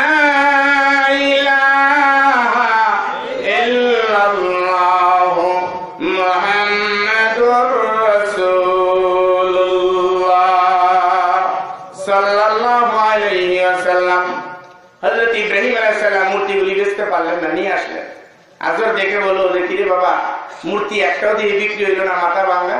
বললো যে বাবা, তোমার মূর্তিগুলির সাথে বহুত কথা বলতে চাইছিলাম, রাস্তায় একা একা আমার সাথে সঙ্গ দেওয়ার মতন কোনো কথা কোনোটাই বলতে পারে না। এক পর্যায়ে রাগে সবগুলির মাথা আমি ভেঙে দিয়েছি। আজর তো রাগ পেয়ে গেল, বাবা তুমি এটা করছো? হযরত ইব্রাহিম ডাক দিয়ে বললো, আজকের থেকে তুমি মূর্তি পূজা ছেড়ে দাও, না হইলে আমি সন্তান হয়ে আমার পিতাকে আমি ছেড়ে দেব। চিৎকার মেরে বলুন সুবহানাল্লাহ। চিন্তা করছেন আপনি এই জবাব দিতে পারবেন? ও যুবক ভাইয়া আমার, এই জবাব কি আমরা দিতে পারবো? ইব্রাহিম বললেন হয়তো মূর্তি ছাড়বে, নয়তো সন্তান ছেড়ে দিবে। মূর্তিও রাখবে আর সন্তানও থাকবে, এটা হতে পারে না। কারণ আমার মাথা আমি তোমার মূর্তির সামনে নত করব না। আমি আমার মালিককে খুঁজে পেয়েছি। ইন্নী ওয়াজ্জাহতু ওয়াজহিয়া লিল্লাযী ফাতারাস সামাওয়াতি ওয়াল আরদা হানিফা ওয়া মা আনা মিনাল মূর্তির সামনে মাথা টেকাবো না, মূর্তির কাছে চাইবো না, এমন এক মালিকের কাছে চাইবো যে মালিক নাকি মুহূর্তের মধ্যে সকল হাজত পুরা করে দিতে পারেন। সুবহানাল্লাহ। আমার আল্লাহ আকাশ তৈরি করেছেন, জমিন তৈরি করেছেন, সাগর, সমুদ্র, পাহাড়, নদী, নালাগুলি তুমি তাকায় দেখো, ওইগুলির ভিতরে ওই মূর্তির কোনো হাত নেই, আমার আল্লাহ সৃষ্টি করেছেন। সুতরাং ওই আল্লাহর সামনে আমার মাথা আর মতো করবো না। আজর বললেন, ইব্রাহিম যদি তাই হয় দূর হয়ে যাও, আমার ঘরে তোমার জায়গা হবে না। সন্তান বলল, বিদায় হয়ে গেলাম বাবা, বিদায় হয়ে গেলাম, মূর্তির পূজা করব না, বিদায় হয়ে গেলাম। বিদায় হয়ে চলে গেল। বাইরে আমার ইতিহাস অনেক লম্বা, বলার সময় আমার নাই, আমি শুধু বলতে চাই, ওই ইব্রাহিম আলাইহিস সালাতু ওয়াস সালাম, নমরুদ যেদিন এই মূর্তি পূজা না করার কারণে ইব্রাহিমকে আগুনের ভিতরে ফালাইতেছিল, ওই আগুনের ভিতরে ফালাইতে দেয়া অনেক সৈন্য সামন্তকে নমরুদ যখন ব্যবহার করলো, আজরকেও বললো, আজর এই আগুনের ভিতরে তোমার সন্তান পুড়ে মরবে, এই সন্তানকে আগুনের ভিতরে ফালাইতে যারা আজ শক্তি ব্যয় করবে তোমাকেও থাকতে হবে, তুমিও থাকবা, তোমার সন্তানের সেই করুণ দশাটা তুমি তোমার চেহারা দিয়ে দেখবা। হযরত ইব্রাহিম আলাইহিস সালাতু ওয়াস সালাম নিরুপায় হয়ে যখন সেই আগুনের ভিতরে নিক্ষেপ হবেন, আগুনের ভিতরে নিক্ষেপ করার জন্য যখন বাঁশ দিয়ে চরক বানানো হলো, ওই চরকের সামনের মাথা হযরত ইব্রাহিমকে বেঁধে আগুনের দ্বারে কাছেও যাওয়া যায় না, এমন প্রবল আগুন। তাফসীরের কিতাবের ভিতরে রেখেছেন, এই আগুন এমন আগুন ছিল যে আগুনের কিনার দিয়ে যাবে তো দূরের কথা, কয়েক মাইল পর্যন্ত এই আগুনের তাপে এমন হয়েছিল যে ওই আগুনের আশেপাশে কয়েক মাইল পর্যন্ত কোনো প্রাণী যদি উড়ে যেত তাহলে সেই প্রাণীটা পর্যন্ত পুড়ে ছাই হয়ে যেত। ইব্রাহিম কেমনে পড়বে, কে বলাবে ইব্রাহিমকে? বাঁশের আগের ভিতরে সেই ইব্রাহিমকে বেঁধে আগুনের ভিতরে নিক্ষেপ করার সময় সেই বাঁশের গুড়ের ভিতরে আজরকেও দেখা গেল আল্লাহর এই দুশমন ওই বাঁশের ভিতরে সাহায্য করে নিজের সন্তানকে আগুনের ভিতরে ফেলায় দেয়। নবী ইব্রাহিম এতক্ষণ পর্যন্ত কাঁদেন নাই, মানুষগুলি চেষ্টা করতেছে আগুনে নিক্ষেপ করার জন্য। নবীর ভিতরে একটা হাসির ভাব ছিল। বাবার চেহারাটা যখন নাকি দেখা গেল, আজ দুনিয়ার সমস্ত দুশমনদের সাথে আমার বাবা মিলে আমাকে আগুনে ফেলতে চায়। রব্বুল আলামিন চোখ থেকে পানি পড়ে গেল, ইব্রাহিমের চোখ থেকে পানি পড়ে গেল। অনেকেই মনে করলো ইব্রাহিম বুঝে চলে আসবে, আল্লাহকে বাদ দিয়ে এবার বুতের দিকে আসবে, ওই মূর্তির দিকে আসবে।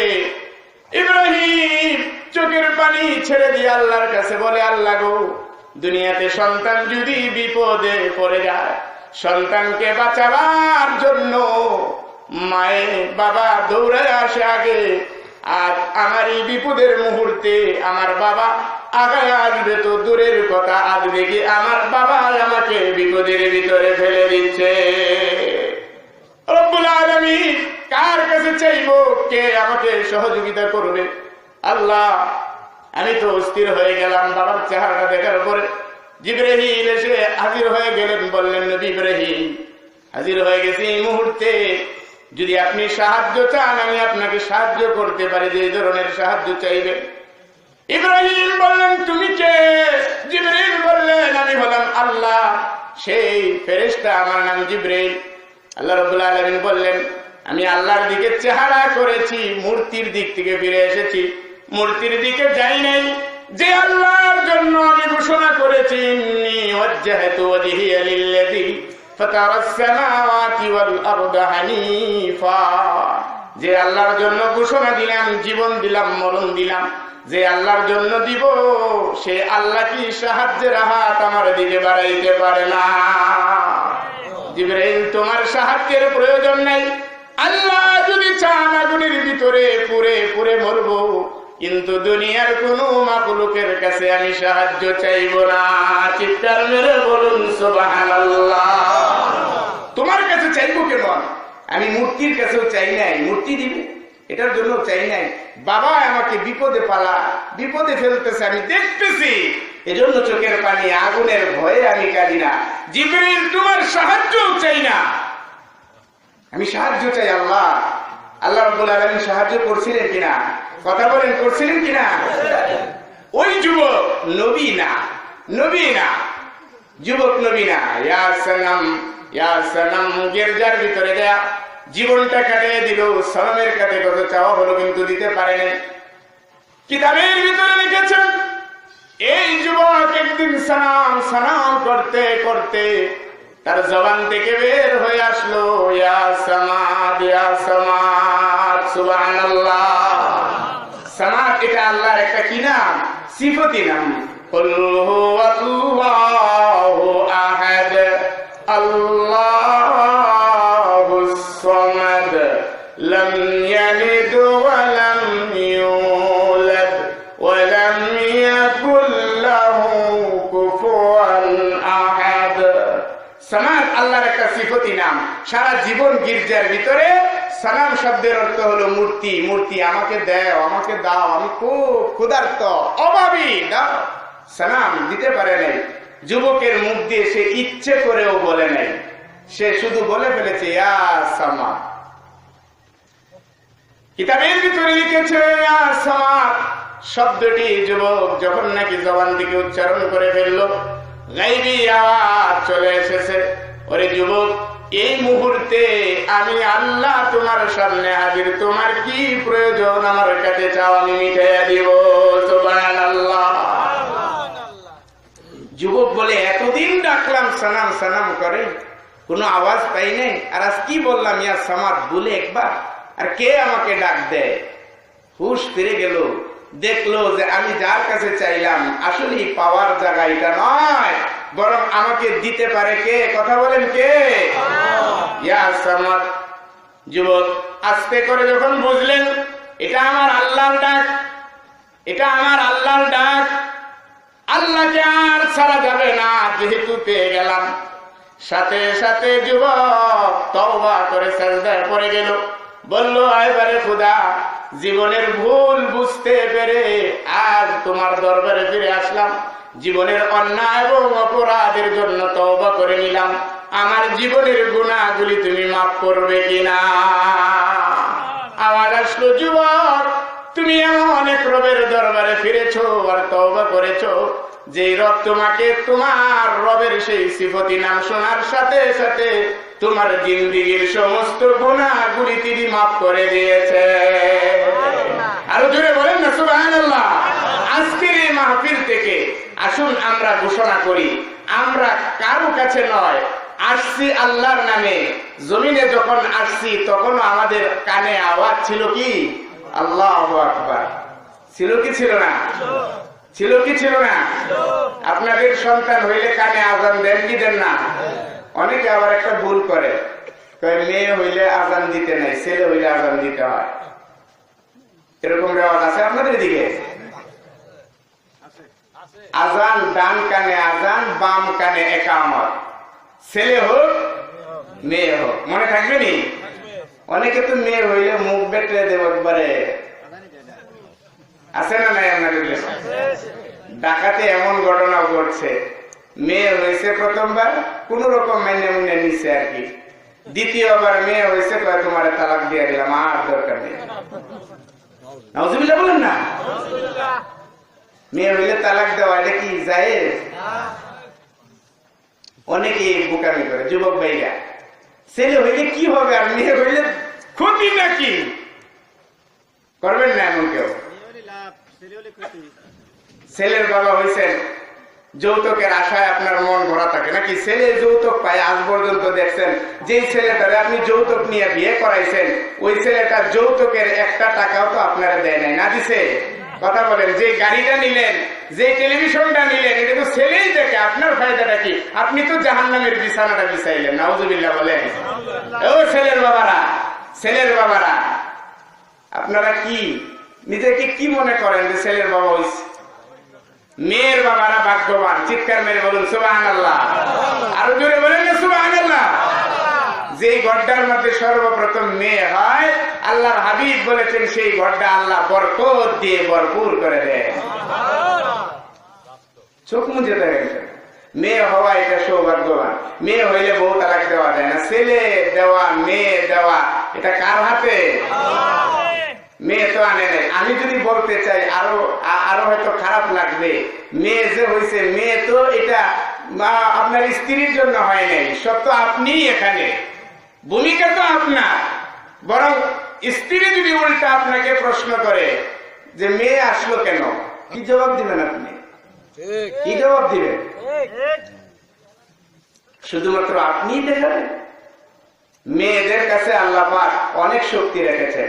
ওই যে কথাটা বলছিলাম, বিয়ে করতে গেলেন, বিয়ে করার পরে যে বিয়ে করে আনা যায় না, আগে ওখানে যে বৈশা থাকেন, বৈশা থাকার পরে কাজী সাহেব লুক লয়ে যায় যে মেয়ে রাজি আছে কিনা, এজিন আনতে যায় কিনা। মেয়ে যতক্ষণ এজিন না দেয় ততক্ষণ পর্যন্ত বিয়ে করানোর অনুমতি কোনো আলেম সাহেবের নাই। কথা বলেন? মেয়ের অনুমতি নেই, আলেমে বিয়ে করে দিতে ওখানে যেতে হয়, মেয়ের এজিনের জন্য যেতে হয়। বাইরে আমার মেয়েদের অনেক পাওয়ার, অনেক কিছু, যেই ঘরের মধ্যে মেয়ে সেই ঘরের ভিতরে বরকত। সুবহানাল্লাহ বলেন। মেয়ে হইলেও আজান দিতে হবে, রাগ করা যাবে। একটা মেয়ে হয়েছে, লালন পালন করেছেন পর্দার ভিতরে রেখে, আল্লাহ পাক আপনার জন্য একটা জান্নাত বরাদ্দ করে রেখেছেন। চিৎকার মেরে বলুন সুবহানাল্লাহ।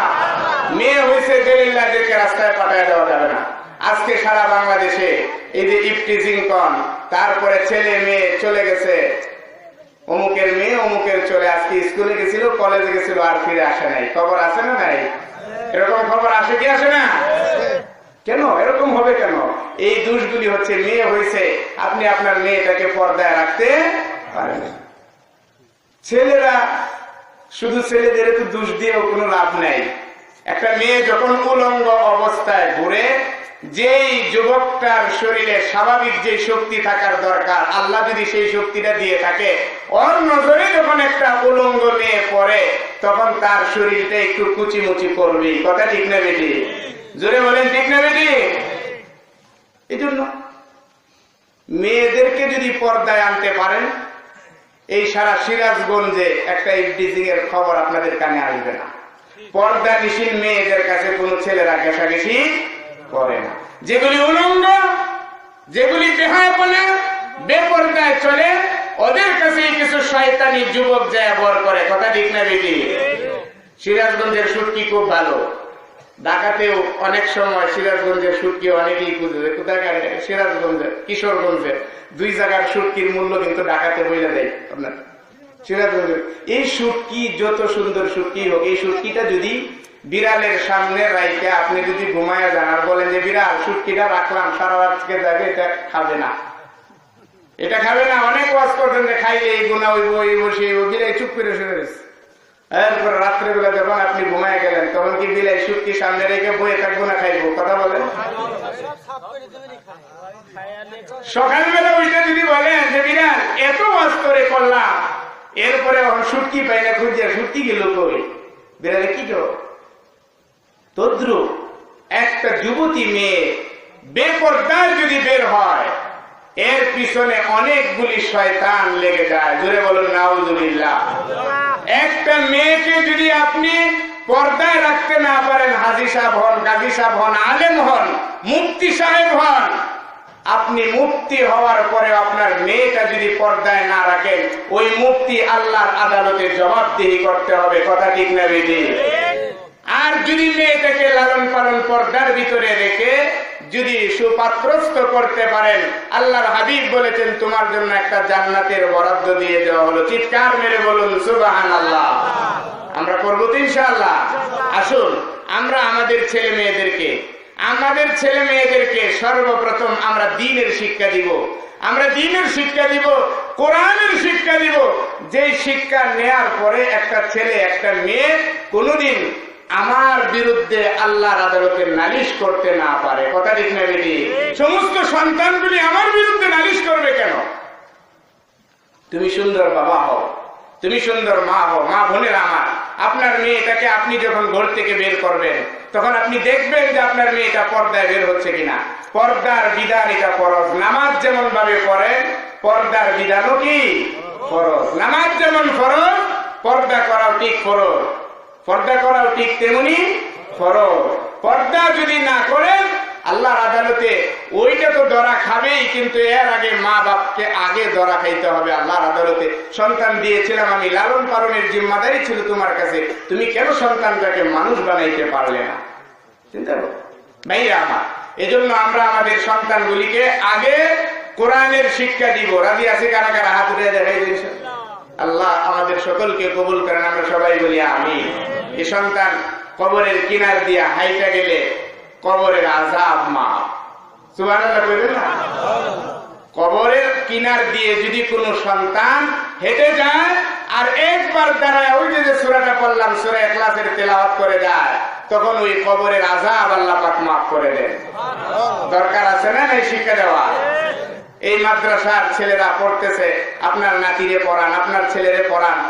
মোটামুটি আপনার ফ্যামিলিতে এমন কিছু মানুষ তৈরি করেন যারা আপনি মরণের পরে কোন বারাটিয়া হুজুরের কাছে দৌড়ানোর আগে নিজেই দোয়া করতে পারে, রব্বির রাহমহুমা কামা রব্বায়ানি সগীরা। দেশের বিখ্যাত আলেম দাওয়াত করে এনেছেন, ভালো ভালো খাবার দিয়েছেন, যাবার বেলা হাদিয়া দিয়েছেন। আলেম সাহেব দোয়া করেছে আপনার বাবার জন্য, মায়ের জন্য। আল্লাহর হাবিব বলেন করতে পারে, আযাব রেখেও দিতে পারে, কিন্তু বিশ্ব নবী বলেন ওই বারাটি আলেমের চেয়ে, বিশ্ব মানের ওলির চেয়ে তোমার সন্তানকে যদি তুমি রেখে যাইতে পারতা, সন্তান যদি আল্লাহর দরবারে একটাবার যদি দোয়া করতে পারতো, রব্বির রাহমহুমা কামা রব্বায়ানি সগীরা। আল্লাহ তাআলা ছোট এমন একটা সময় আমার পার হয়ে গিয়েছে, আগুন পানি আমি কিছুই বুঝতাম না, আগুনের দিকে হাত বাড়াই দিতাম, আগুনের ভিতরে ঝাঁপ দিতে চাইতাম। মা তার নিজের জীবনটাকে বাজি রেখে সন্তানকে আগুন থেকে বাঁচাবার চেষ্টা করেছে। আল্লাহ আমার ছোট অবস্থায় আমি যেমন কিছুই বুঝতাম না, আমি আগুনের দিকে গেলেও, আমি বাড়ির দিকে গেলে ওইটা আমার নষ্ট হবে, হালাক হবে, বুঝতাম না। না বুঝার কারণে চলে যাইতাম। মা বাবা আমাকে অন্যত্র নিয়ে আসতেন হেফাজতের জন্য। আল্লাহ তাআলা আমার মা বাবা গুলি গুনার কারণে না বুঝে যদি গুনাহ করে আর জাহান্নামমুখী হয়ে থাকে, জাহান্নামের আগুন যদি জ্বলতে থাকে, আল্লাহ গো মেহেরবানি করে আমি তার সন্তান। এত কষ্ট সেই মা ছোটবেলা আমার করেছে আমাকে নিয়ে, আল্লাহু আকবার আমি বলতে পারবো না। আল্লাহ তাআলা মেহেরবানি করে ওই রকম দয়া মায়া দিয়ে তুমি আমার মায়ের কবরটাকে জাহান্নামের আযাব মুক্ত করে দাও। আল্লাহর নবী বলেছেন যে দোয়া কোন ওলির দোয়া কবুল হইতেও পারে, নাও হইতে পারে।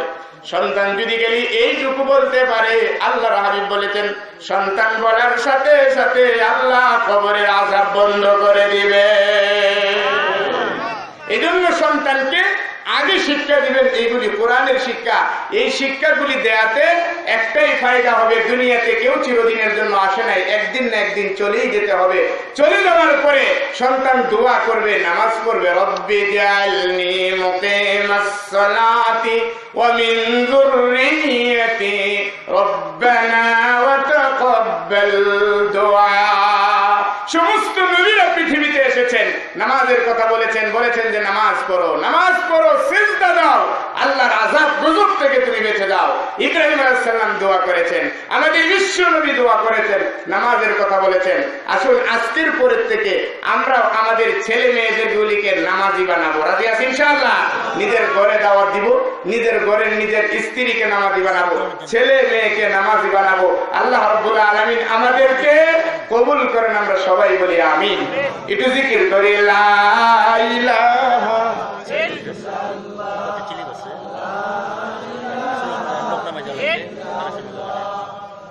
লা ইলাহা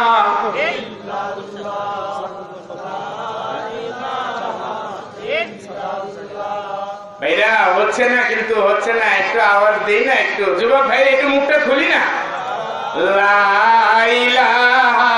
আশেপাশে যে সমস্ত ভাইরা দোকানে পাটে রাস্তায় আছেন আপনারা চলে আসেন, এখনই মুনাজাত হবে। মুনাজাতের আগে ইনশাআল্লাহ আমরা বসবো মুনাজাতে, মায়ের জন্য, বাবার জন্য, ভাই ভেড়াদরের জন্য, আত্মীয় স্বজনের জন্য চোখের পানি ছেড়ে কাটবো। আল্লাহ রাব্বুল আলামিন আমাদেরকে মাফ করবেন, তাদেরকে মাফ করবেন। এই জন্য যে যেখানে আছেন একটু সামনের দিকে আগায় আসুন, একটু সামনের দিকে আগায় আসুন ইনশাআল্লাহ, এবং এখনই দোয়া হয়ে যাবে। ভাই আমার শেষ কথা যেটা, আপনাদের অনেক কষ্ট হইতেছে জানি, যেহেতু রাত্র অনেক হয়ে গেছে, ঘুমের সময় আল্লাহ পাক রাত্রকে দিয়েছেন ঘুমের জন্য, আগামী দিন আবার কাজ করবেন। রাত্রে যদি ঘুম না হয় আগামী দিন কাজ করা যাবে না। এজন্য অল্প সময়ের ভিতরে ইনশাআল্লাহ আমাদের আলোচনা শেষ করব। এর মধ্যে কিছু স্লিপ আসছে আপনাদের, আলহামদুলিল্লাহ। আশরাফুল দোকানদার না, হ্যাঁ, বাগাবাড়ি গাছ 1 বস্তা সিমেন্ট সে আল্লাহর হাবিবের ঘরে দান করেছেন। আল্লাহ তার দানকে কবুল করেন, আমরা সবাই বলি আমিন। আমার আরেক ভাই আজহার মন্ডল 1 ব্যাগ সিমেন্ট, আল্লাহ রাব্বুল আলামিন তার দানকে কবুল করেন, আমরা সবাই বলি আমিন। বলেন না, একটু জোরে বলেন না আমিন। দিবেন কবুল করেন। দানের বিনিময়ে মা বাবা ভাই বেরাদরের কবর গুলিকে আল্লাহ রাব্বুল আলামিন জান্নাতের বাগান বানায় দেন, আমিন। বলেন না আমিন। বাবলু সরকার 2 মণ দান। মফিজ মোল্লা ভাই 1000 টাকা দান করেন, আল্লাহ পাক তার দানকে কবুল করেন, আমিন। বলেন না।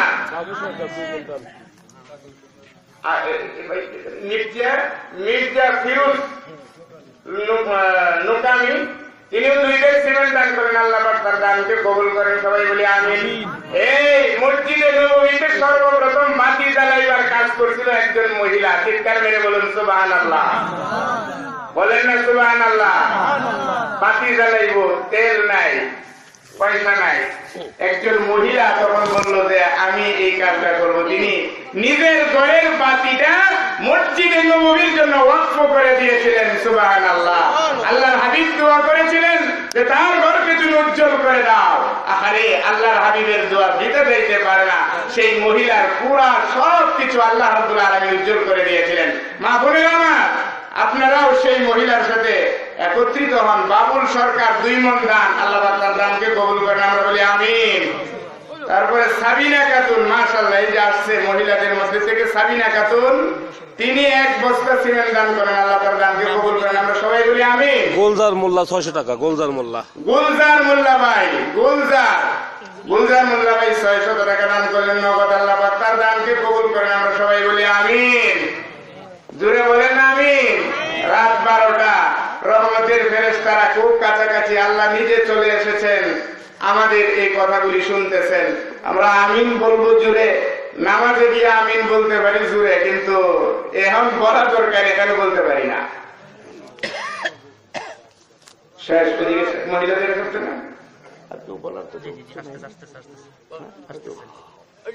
আর কে দিবেন? বিসমিল্লাহ বলা শেষ। বিসমিল্লাহ বলছেন সবাই? ইনশাআল্লাহ অনেক টাকা হয়েছে ইনশাআল্লাহ। আপনারা টাকা দিয়ে তো কিছুই করতে পারবেন না, করবে তো আল্লাহ। কে করবে? কিন্তু শরীক আপনাদেরকে রাখতে চান যতটুকু সম্ভব। আপনাদেরকেও আল্লাহ দিয়েছেন, আপনারাও আবার আল্লাহকে কর্জা দিতেছেন। এটা কর্জায়ে হাসানা। এটা কি কর্জায়ে হাসানা? আল্লাহ রাব্বুল আলামিন কিয়ামতের ময়দানে বলবে যে বান্দারা, তোমার কাছে তো কর্জা চাইছিলাম, তুমি তো কর্জা দিলা না। তখন বান্দা আশ্চর্য হয়ে বলবো, আল্লাহ আপনি কখন কর্জা চাইছিলেন? তখনই বলবি, ওই যে নোকালী সুন্নাত ওয়াল জামাত হাফিজিয়া মাদ্রাসার সামনে আমার হাতটা বাড়াইয়া দিয়েছিলাম, একটা মানুষ দাও, একটা মায়ের নামে বাবার নামে দেন 1 বস্তা সিমেন্ট, 1 বস্তা সিমেন্ট, 10 বস্তা সিমেন্ট, এটা বেশি কিছু না। আজকে দিয়ে তো শেষ করতে পারবেন না। আছেন আরো কেউ?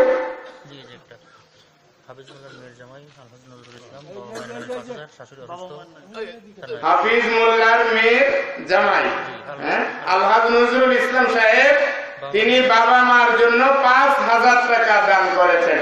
আল্লাহ তার দানকে কবুল করেন, এবং শাশুড়ি অসুস্থ, আল্লাহ যেন তিনাকে সুস্থ করে দেন। শাশুড়ির নামেও 5000, মোট 10000 টাকা দান করেন। আল্লাহ তার দানকে কবুল করেন, আমরা সবাই বলি আমিন। অসুস্থর কথা বলছি। আরো কেউ আছে?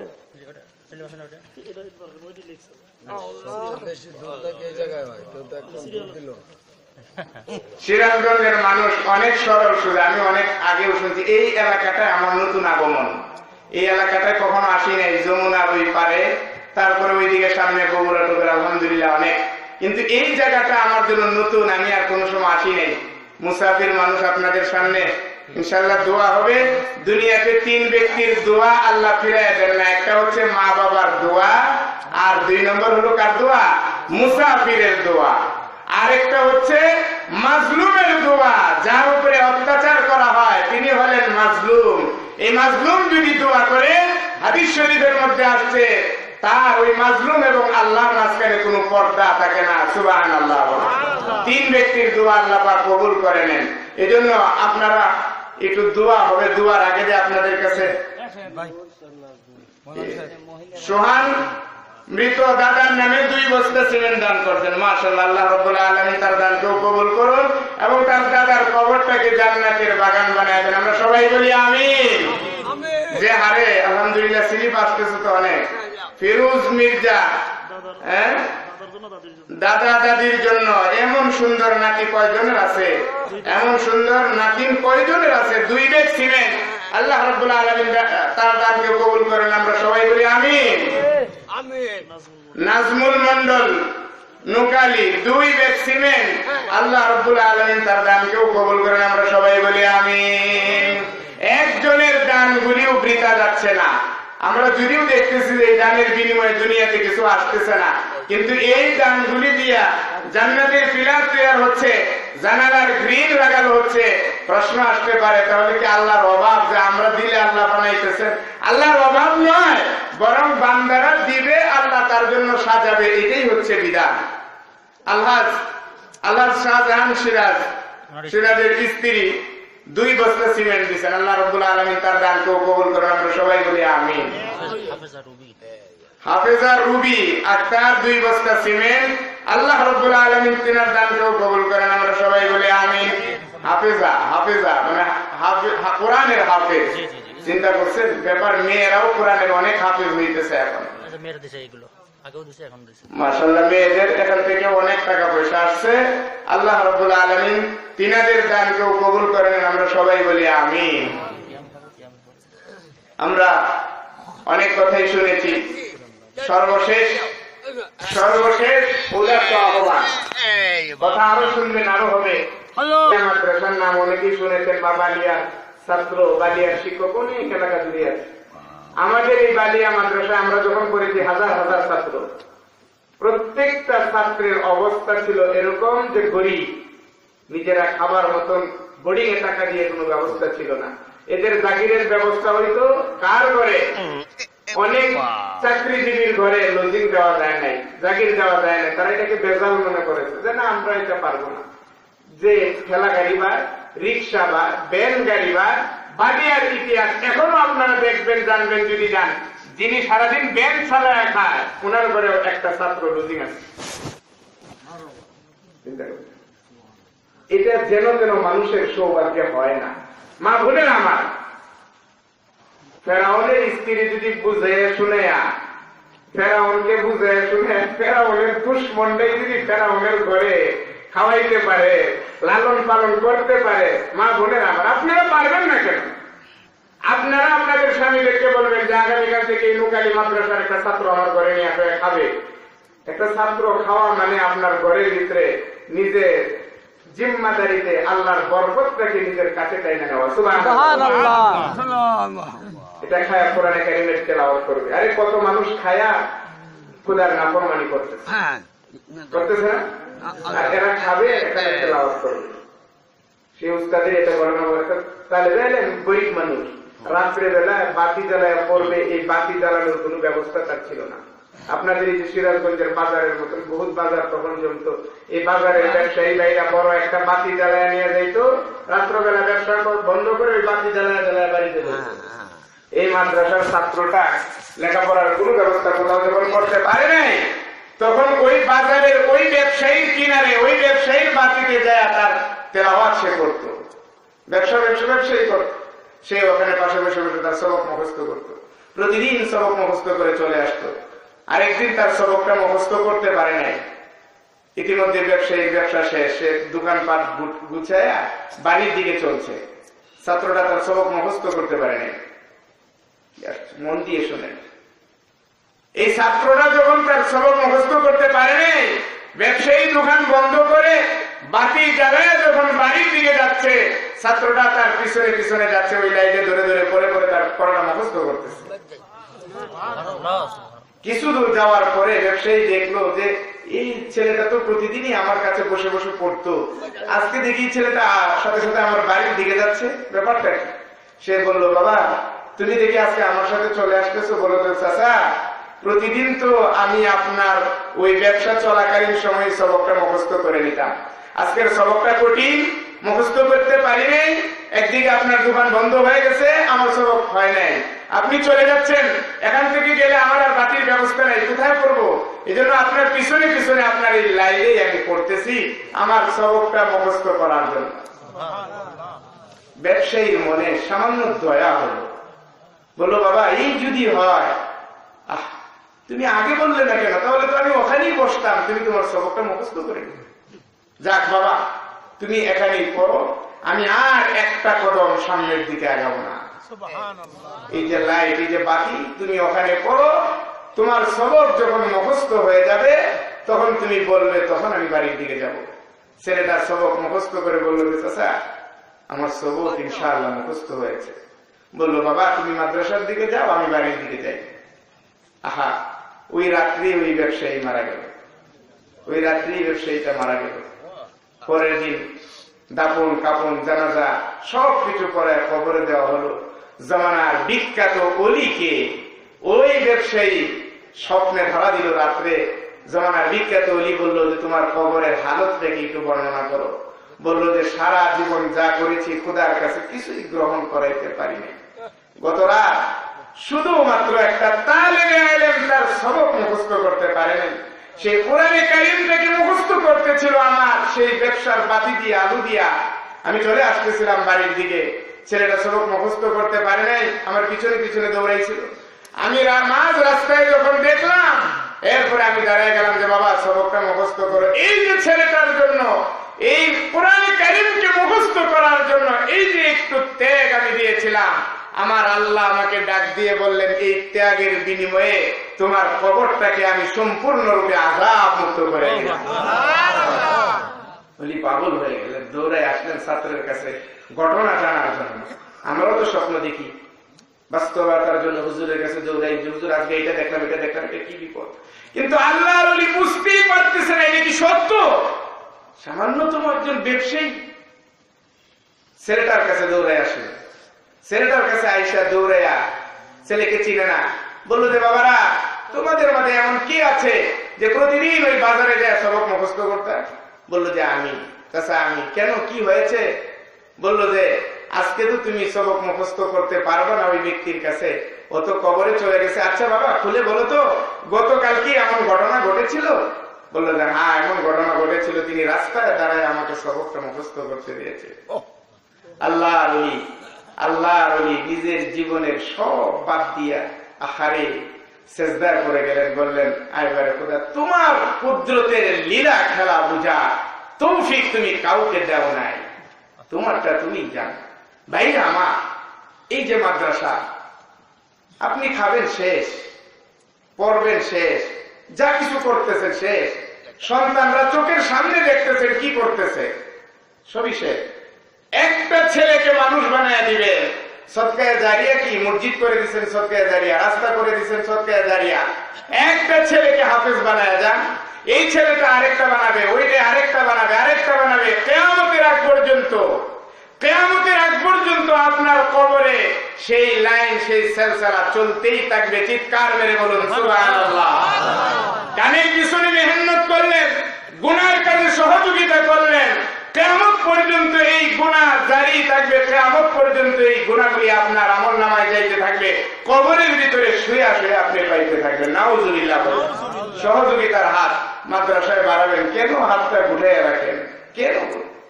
কোনো দরকার নাই। সামনে যখন আসবে এমনিতে কি করবেন, এদের কাছে আসবেন, মাথায় হাত বুলাবেন। মাদ্রাসায় সাধারণত গরিবের সন্তানরাই পড়ে, গরিবের সন্তানরাই আসে। একটা সিট কাপড় বানায় দেন, ঈদ আসছে একটা সিট কাপড় বানায় দেন। বাজার থেকে ফল কিনছেন নিজের সন্তানের জন্য, 5 কেজি ফল নিয়ে আসেন যে মাদ্রাসায় দিয়ে যাব, এতিমরা খাবে।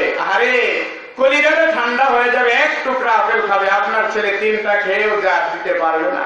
এক টুকরা আপেল খাবে, কলিজাটা ঠান্ডা হয়ে যাবে। এটার বিনিময়ে আল্লাহ রাব্বুল আলামিন আপনার বাবার মায়ের কবরটাকে জান্নাতের টুকরা বানায় দেবে। এটা কি কাল্পনিক? বাস্তব, বাস্তব। সুতরাং এই মাদ্রাসাগুলি হচ্ছে আমাদের জন্য নাজাতের জরিয়া। জোরে বলুন সুবহানাল্লাহ। কিসের জরিয়া? নাজাতের জরিয়া। মাদ্রাসার নাম শুনে ভয় পায় না। এখন তো মাদ্রাসার বিরুদ্ধে আপনাদেরকে লাগাইয়া দিছে, বলে যে মাদ্রাসায় জঙ্গি তৈরি হয়, মাদ্রাসায় ইসলাম বিদ্বেষী তৈরি হয়। এই সমস্ত স্লোগান দিয়ে ঈমানওয়ালা মানুষদেরকে মাদ্রাসার থেকে দূরে সরাই দিতেছে। কপাল পোড়া আমাদের বদনসিব, আজও পর্যন্ত মাদ্রাসায় জঙ্গি তৈরি হয়। এটার প্রমাণ কিন্তু কেউ দেখাইতে পারে নাই, কিন্তু আজীবন দোষ দিয়ে গেল মাদ্রাসারে। হাই রে খোদা, কপাল আমাদের পোড়া। আমরা বুঝতে, কয়টা ছেলে পাবেন যে জেলখানায় মাদ্রাসা? কয়টা পাবেন? কথা বলেন, কয়টা পাবেন? একটা। ওরা করে আদমাইশি বদমাইশি, নাম দেয় মাদ্রাসা। ওরা মাদ্রাসা আমাদের কলিজার টুকরা। কথা বলেন ঠিক না বেশি? এই মাদ্রাসাগুলি মসজিদে নববীর মাদ্রাসার একটা অংশ।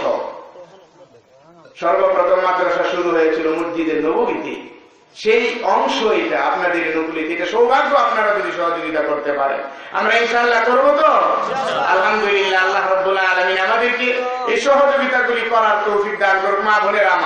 মা বোনেরা আমার প্রতিদিন সকালে বিকালে বিসমিল্লাহ বলে কাজ করবেন, বিসমিল্লাহ বলে কাজ করবেন। স্বামীদের জন্য বরকত হবে, নিজেদের জন্য বরকত হবে। কথায় কথায় আমরা অনেক কিছু বলি, বিসমিল্লাহ বলতে পারি না। বিসমিল্লাহ বলতে পারি। বিসমিল্লাহর ভিতরে যে বরকত আছে সারা দুনিয়ার কোন তন্ত্র মন্ত্রের মধ্যে এই বরকত নাই। এক স্বামী, আজাইরের স্বামী, ওই মহিলা স্ত্রী বিসমিল্লাহ বলে, তুমি খালি বিসমিল্লাহ কও, বিসমিল্লাহ দিয়ে কি হইব? বিসমিল্লাহ দিয়ে তো বরকত হবে। সুবহানাল্লাহ করে। টাকার একটা বুন্দা দিয়ে গেল, যে টাকাটা তোমার কাছে রাখলাম। মহিলা তো রাখে কলসির ভিতরে বিসমিল্লাহ করে রাখে দিচ্ছে। স্বামী আবার এই টাকাটা গোপনে নিয়ে গেছে, আজকে তোমার বিসমিল্লাহর খবর লও। দেখুন কি আছে বিসমিল্লাহ, কত বড় বিসমিল্লাহর খবর লও। টাকাটা নিজে গোপনে চুরি করে নিয়ে গেল, একটু পরে ঘুরানতে আইসা বলে আমার টাকাটা দাও। মহিলা বলল বিসমিল্লাহির রহমানির রহিম। হাত ঢুকে দিলেন কলসের ভিতরে, যেই টাকা রাখছিলেন সেই টাকাই তিনি বের করে আনলেন। চিৎকার মেরে বললেন সুবহানাল্লাহ। কে দিছে? পারেন কিনা? মা বোনেরা আমার ভুলে যান না, বিসমিল্লাহ ছাড়া যে কাজ শুরু হবে সেই কাজের ভিতরে কোনো বরকতই থাকবে না। ভাইরা আমার, রাত্র অনেক আলহামদুলিল্লাহ যথেষ্ট কথা হয়েছে। আপনাদের কাছে দোয়া চেয়ে আজকের মতন এখানে শেষ করতে চাচ্ছি। ভবিষ্যতে যদি আল্লাহ পাক কখনো কোনো সুযোগ করে দেয়, সেদিন আবারও কথা হবে। সেই পর্যন্ত আপনারা সবাই সুস্থ থাকুন, সুন্দর থাকুন, সুখী জীবনের মালিক হন, পরিপূর্ণ ঈমান নিয়ে কবরে যাওয়ার ব্যবস্থা আল্লাহ রাব্বুল আলামিন আপনাদের সকলকে দান করুন। আমরা সবাই বলি আমিন। ওয়া আখিরু দাওয়ানা আলহামদুলিল্লাহি রাব্বিল আলামিন। সকলেই দাঁড়িয়ে নবীকে সালাম দেই। ইয়া নবী সালাম আলাইকা।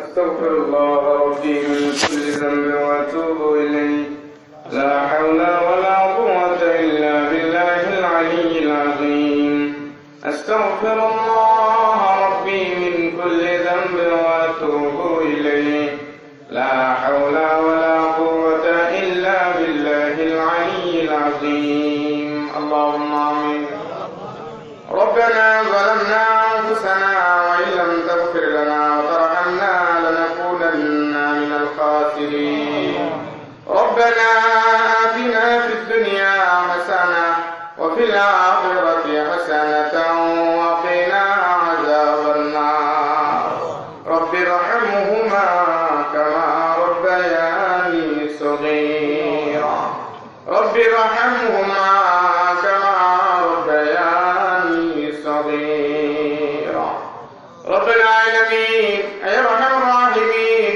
يا اكرم الاكرمين আল্লাহ তাআলা আপনি আপনার কুদরতি নজর দিয়ে তাকায় দেখুন গো মাওলা। আল্লাহ তাআলা এই নুকালি সুন্নাত ওয়াল জামাত মাদ্রাসার ময়দানে সেই বিকাল থেকে নিয়ে মধ্যরাত পর্যন্ত আল্লাহ তাআলা আপনার বান্দা বান্দীগুলি কোরআন এবং হাদিসে আলোচনা শুনলো।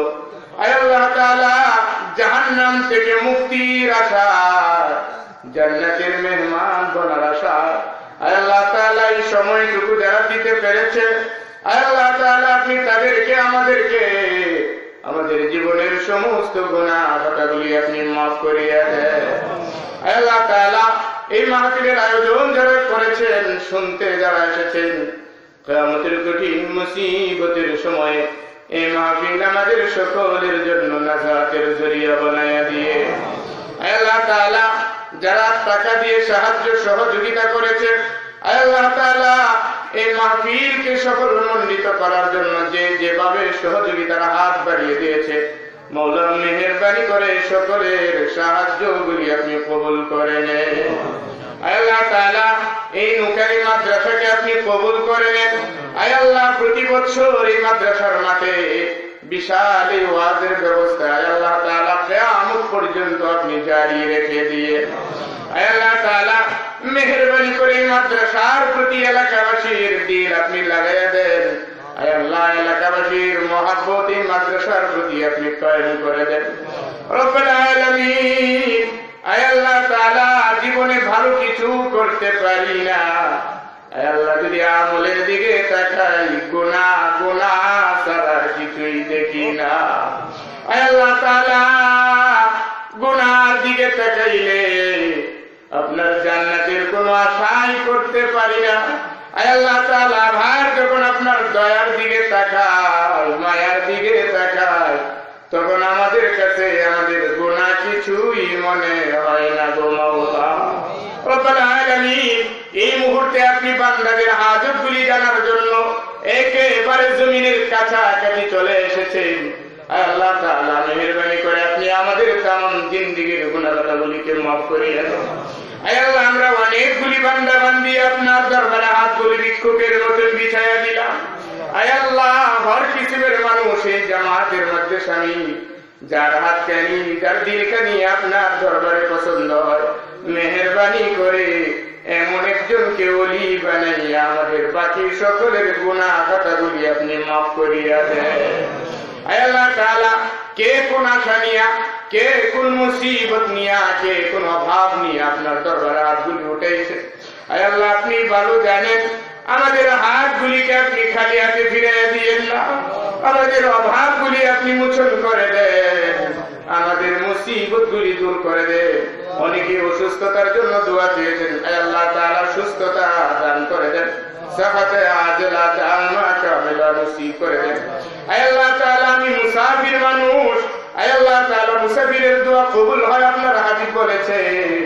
মাবুদ মেহেরবানি করে শেষবারের মতন আপনার দরবারে দরখাস্ত করতেছে, আল্লাহ আমাদের অতি আদরের পিতা মাতা, দাদা দাদি, নানা নানি, শ্বশুর শাশুড়ি, আমাদের উস্তাদ বর্গ, আমাদের বন্ধু বান্ধব যারা কবরের বাসিন্দা হয়ে গেছে গো মাওলা, মেহেরবানি করে প্রত্যেকের কবরগুলিকে আপনি জান্নাতের বাগান বানিয়ে দেন, প্রত্যেকের কবরগুলিকে নূর দিয়ে ভরপুর করে দেন। আল্লাহ তাআলা, মায়ের চেয়ে দরদি সন্তানের জন্য আর কে হতে পারে গো মাওলা।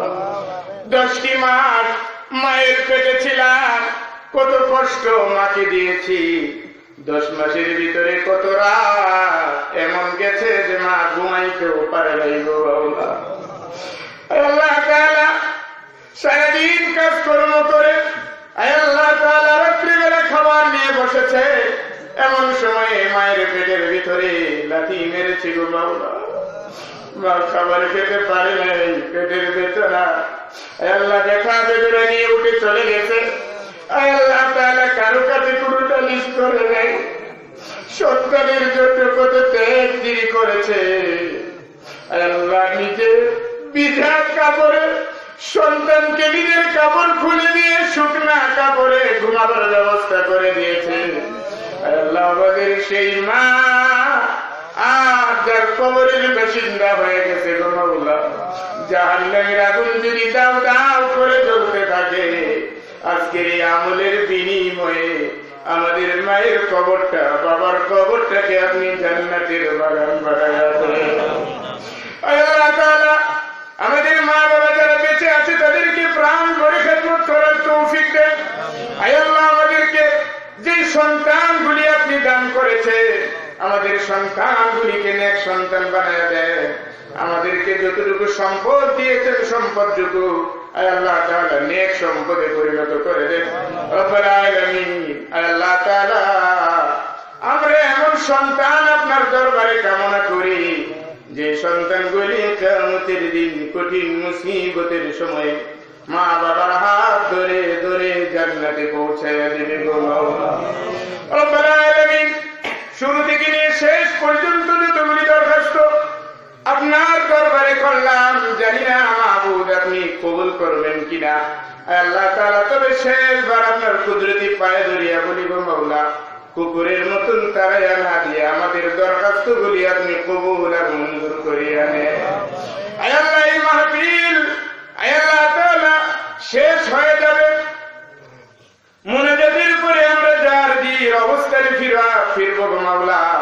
নিরাপদে আমাদেরকে আমাদের ঘর বাড়িতে পৌঁছাইয়া দিয়ে আল্লাহ মাহফিল ত্যাগ করার আগে আগে আমাদের গুনাহ খাতাগুলি আপনি নেক দিয়ে পরিবর্তন করে দিয়েন গো মাওলা। রব্বুল আলামিন, জানি না মরণ নামক সেই বিপদ কবে কখন আমাদের মাথার উপরে এসে বর করবে গো মাওলা। আজরাইল কখন দুয়ারে চলে আসবে জানি না গো মাওলা। সবকিছু শিওরে থাকবে, সন্তান বাবা বাবা বলে কাঁদবে, মা মা বলে কাঁদবে, চিৎকার করবে। সন্তানকে অনেক কিছু বলার চেষ্টা করবো, হয়তো সেদিন বলতেও পারবো না গো মাওলা। আল্লাহ তাআলা আমার জন্য এই পৃথিবীর দানা পানি যেদিন শেষ হয়ে যাবে, আলু বাতাস যেদিন শেষ হয়ে যাবে, দরওয়াজা দিয়ে আজরাইল যেদিন ঢুকবে মাওলা, সেই দিন আজরাইল ঢুকার আগে আগে আমাদের জবানে সেই মধুর কালেমা জারি করে দিয়েন, লা ইলাহা ইল্লাল্লাহ মুহাম্মাদুর রাসূলুল্লাহ। আসসালামু আলাইকুম ওয়া রাহমাতুল্লাহ।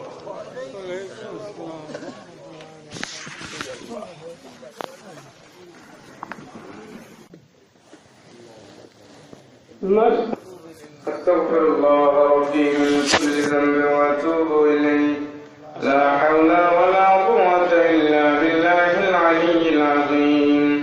أستغفر الله